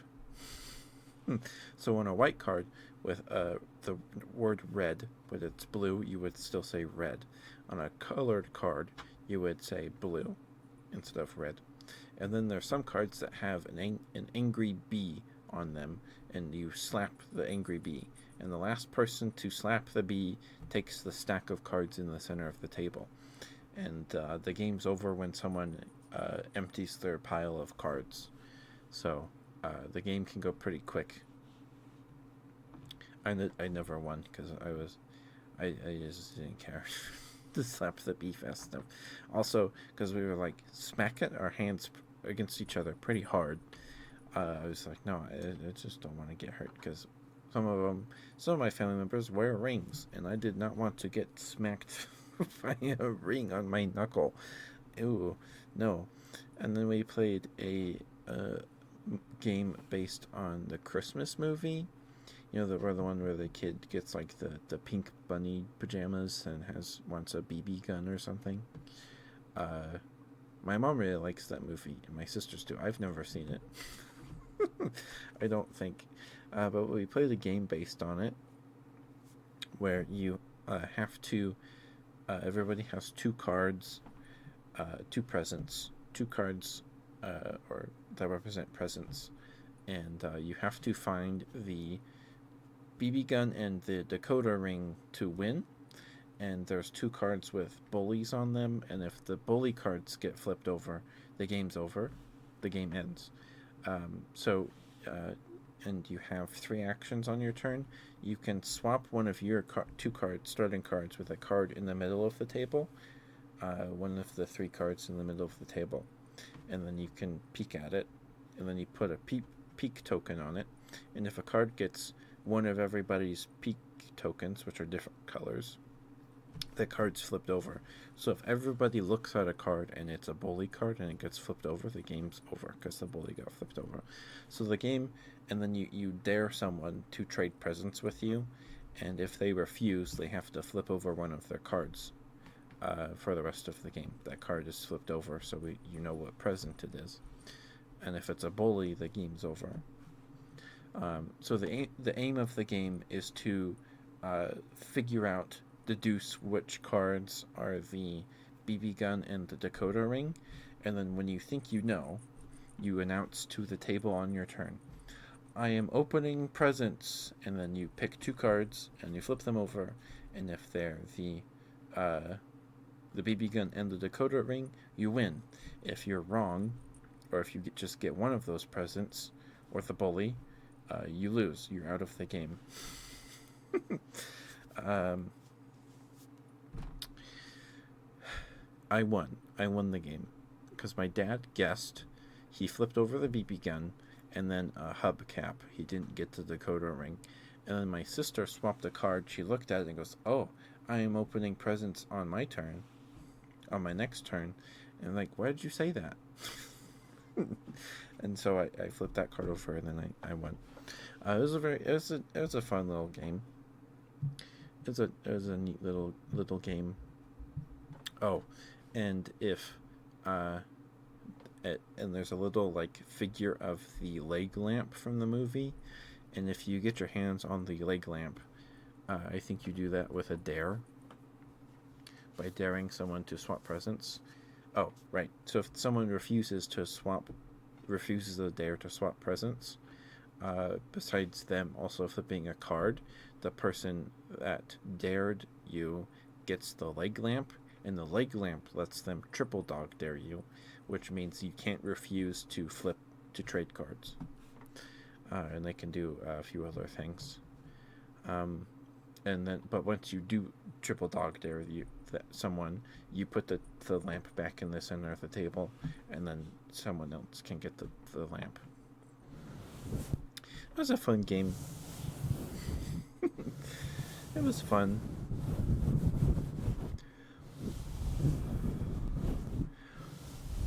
But I think it's only up to 6 players. Or, no, it's probably up to 7. Because that way there's still a card in the center of the table that can be swapped out. So, it was fun. But Don't Be Last was fun. It was kind of... it reminded me of Skip Bo, but I haven't played Skip Bo in a long time, so I might just be remembering something else. I don't know.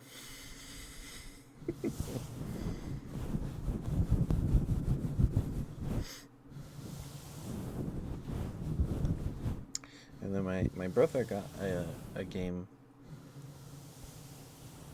It must have also got serious. Yeah, it kind of did. Because my dad broke the rules a few times by misunderstanding.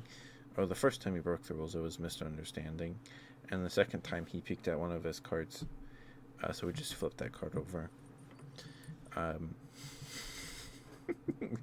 My dad guessed the BB gun. I knew which card was the BB gun because I had that card in my hand. Or in front of me. It was one of my 2 presents. And then it got swapped around. I did not know where the decoder ring was until my sister's turn after my dad guessed, and then he lost. He was out of the game. My sister swapped cards, peeked at it, and then goes, "Ooh, I know what I'm doing next turn." I'm guessing presents next turn. And I'm like, "Why did you say that?" Why did you say that? Now we know which one it is. And then I guessed, and I won. But I don't know where you can get it. It's probably on Amazon. It's just the Christmas movie, the game or something. It's made by Funko. Yeah.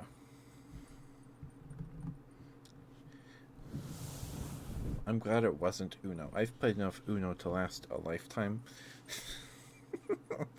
My cousin went to high school, the same high school as my cousin, or my cousin went to the same high school as me. I don't know. He was a grade below me. The Secret Hotel show. Mm-hmm.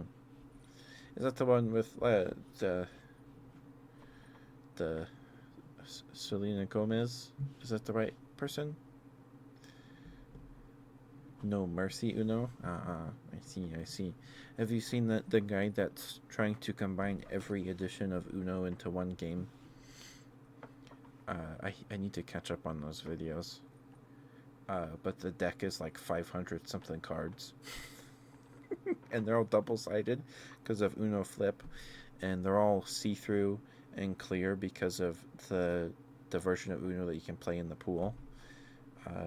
It's the US version of it. I don't think it's out yet. It's a YouTube channel. He's calling it The Amalgam.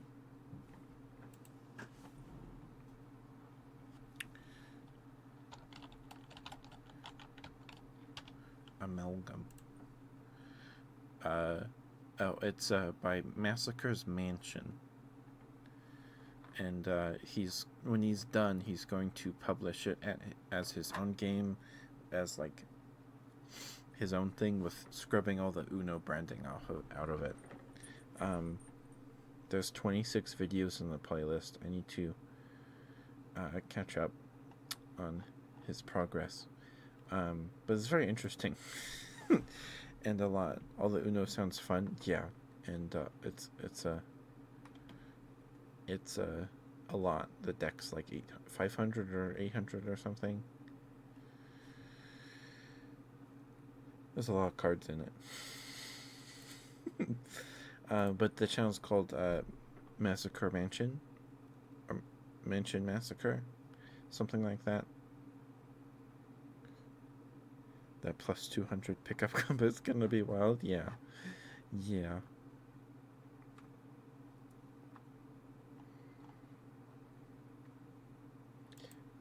But I've played enough Uno to last heckin' lifetime. I played it every day during lunch break in high school.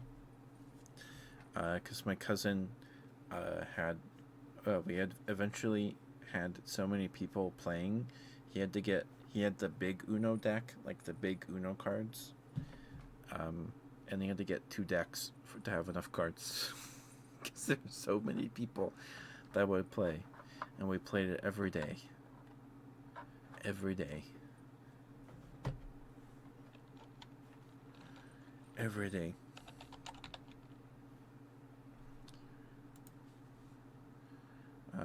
But I haven't played Uno in a while. Not long enough not since high school. I've played it since then, but not in a long time. No, a long time.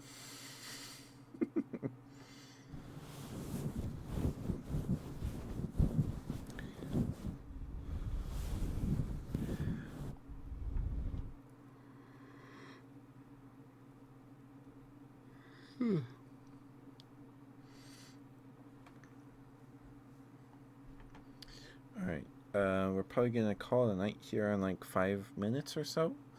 I'm sorry we didn't do too many ASMR things. I rambled longer than I thought I would. And I'm sorry. We'll be back to your regularly scheduled ASMR on Friday. Tomorrow we're playing some more Monster Hunter stories. I'm very excited. Very excited.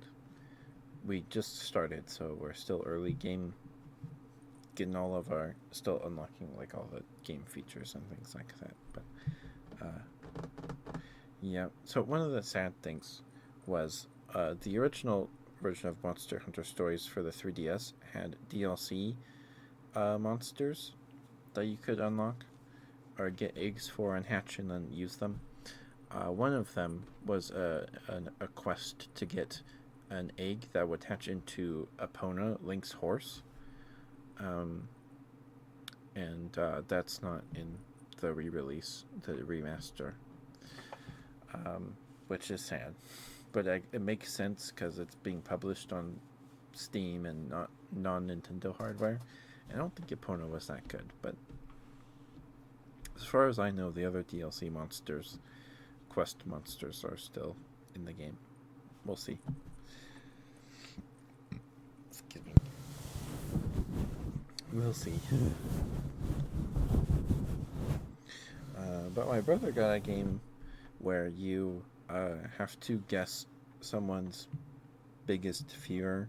So you flip over, you have a deck of fear cards, just cards with words on them, like fears, like fire, being buried alive, sharks, death, spiders, stuff like that. It's very tame things to very not tame things.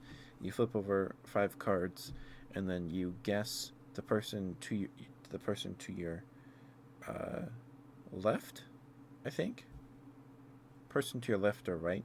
You guess the order of the things they're most afraid of. So if it's spiders, sharks, and fire and death, you would guess if they're more afraid of spiders than sharks, or and you would rank them on a little score sheet, and then you would write down your ranking of the fears, and then the person to your left would guess yours, and then you would guess the person to your, or the person, yeah, then you would guess the person to your rights, and then you would get 1 point for every correct guess, and then the first person to get 13 points wins.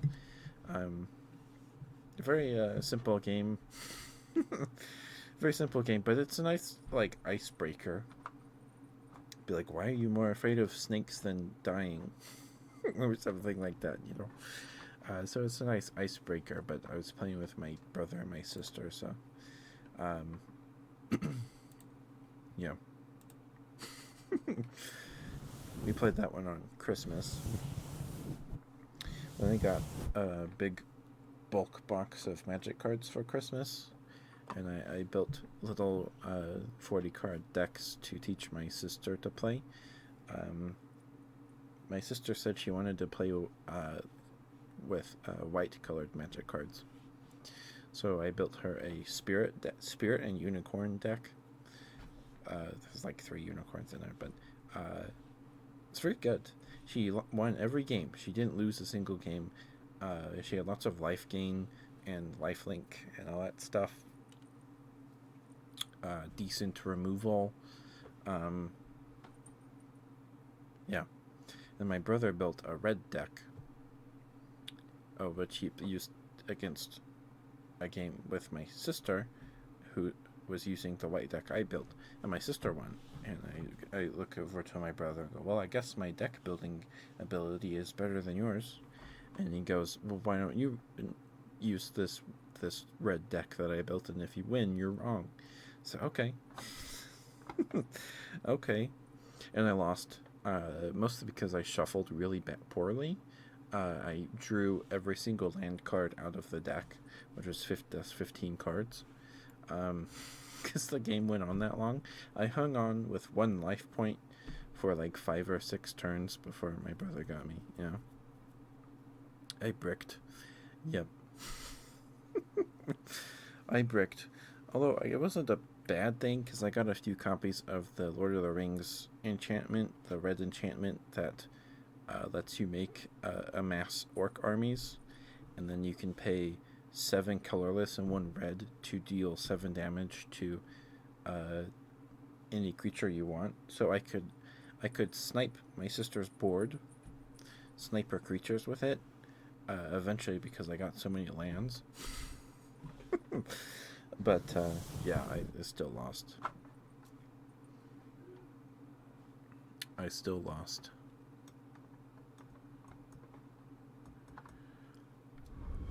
Okay. Last call for ASMR triggers. If we don't get any in like the next 20-30 seconds, we'll raid out. I think there's too many people live right now. Not too many ASMR friends live right now. Okay, we haven't raided Kaya Moon yet. Recently, she's painting.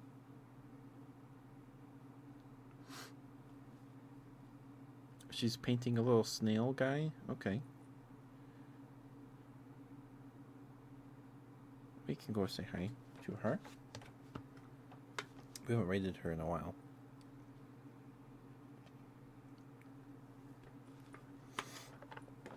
Alright. Thank you for listening to me rant about Temtem tonight. Don't ever have to talk about Temtem again. I probably will at some point, but yeah. Thank you for sticking through with this with me. I just thought it might be fun to do and look back at the games we finished this year, because there's more than I would have thought. It was just a pleasant surprise. Like, I forgot that we did Portal and Portal 2 this year. I forgot we played Portal 2 with Sucrose last year. It was last year. I thought that felt like 2 years ago. Last year felt really fast and very, very long at the same time. Very, very long. It was a very interesting year in the VTuber space as well. Very interesting year. interested to see how things go this year in the VTuber space. Anyway, give me a second to swap my headphones, and I'll be right back.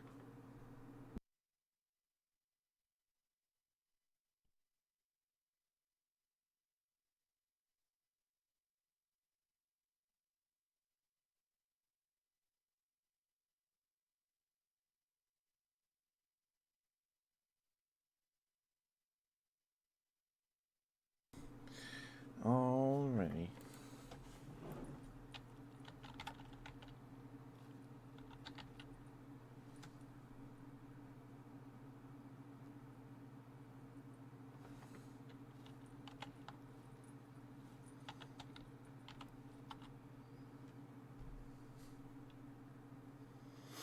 Okay. I'll see you guys tomorrow. Thank you guys for being here. Thank you. I love you guys. I'll see you tomorrow for Monster Hunter Stories. Nice, cozy game so far. Yeah, I'm so happy to be playing Monster Hunter Stories. Some form of Monster Hunter Stories again. I missed these games a lot, it seems. I really hope we get Monster Hunter Stories 3, maybe 2026, probably. After Wilds. I hope so. With monsters from Wilds, that'd be fun. But I'll see you guys tomorrow. Please take care of yourselves. Eat something, drink some water. Don't forget to brush your teeth. Put on some warm pajamas and stay warm. It's cold out there. And I hope you had a good first night of the year. Please sleep well, sweet dreams. And thank you guys for spending time with me. Thank you for sticking through these rambles. I know it wasn't a typical ASMR stream. And I'm sorry, but I thought this would be fun. This would be fun just to look at back what what games we finished last year. Anyway, good night, guys. Please be nice. Love you. Be safe. Bye bye.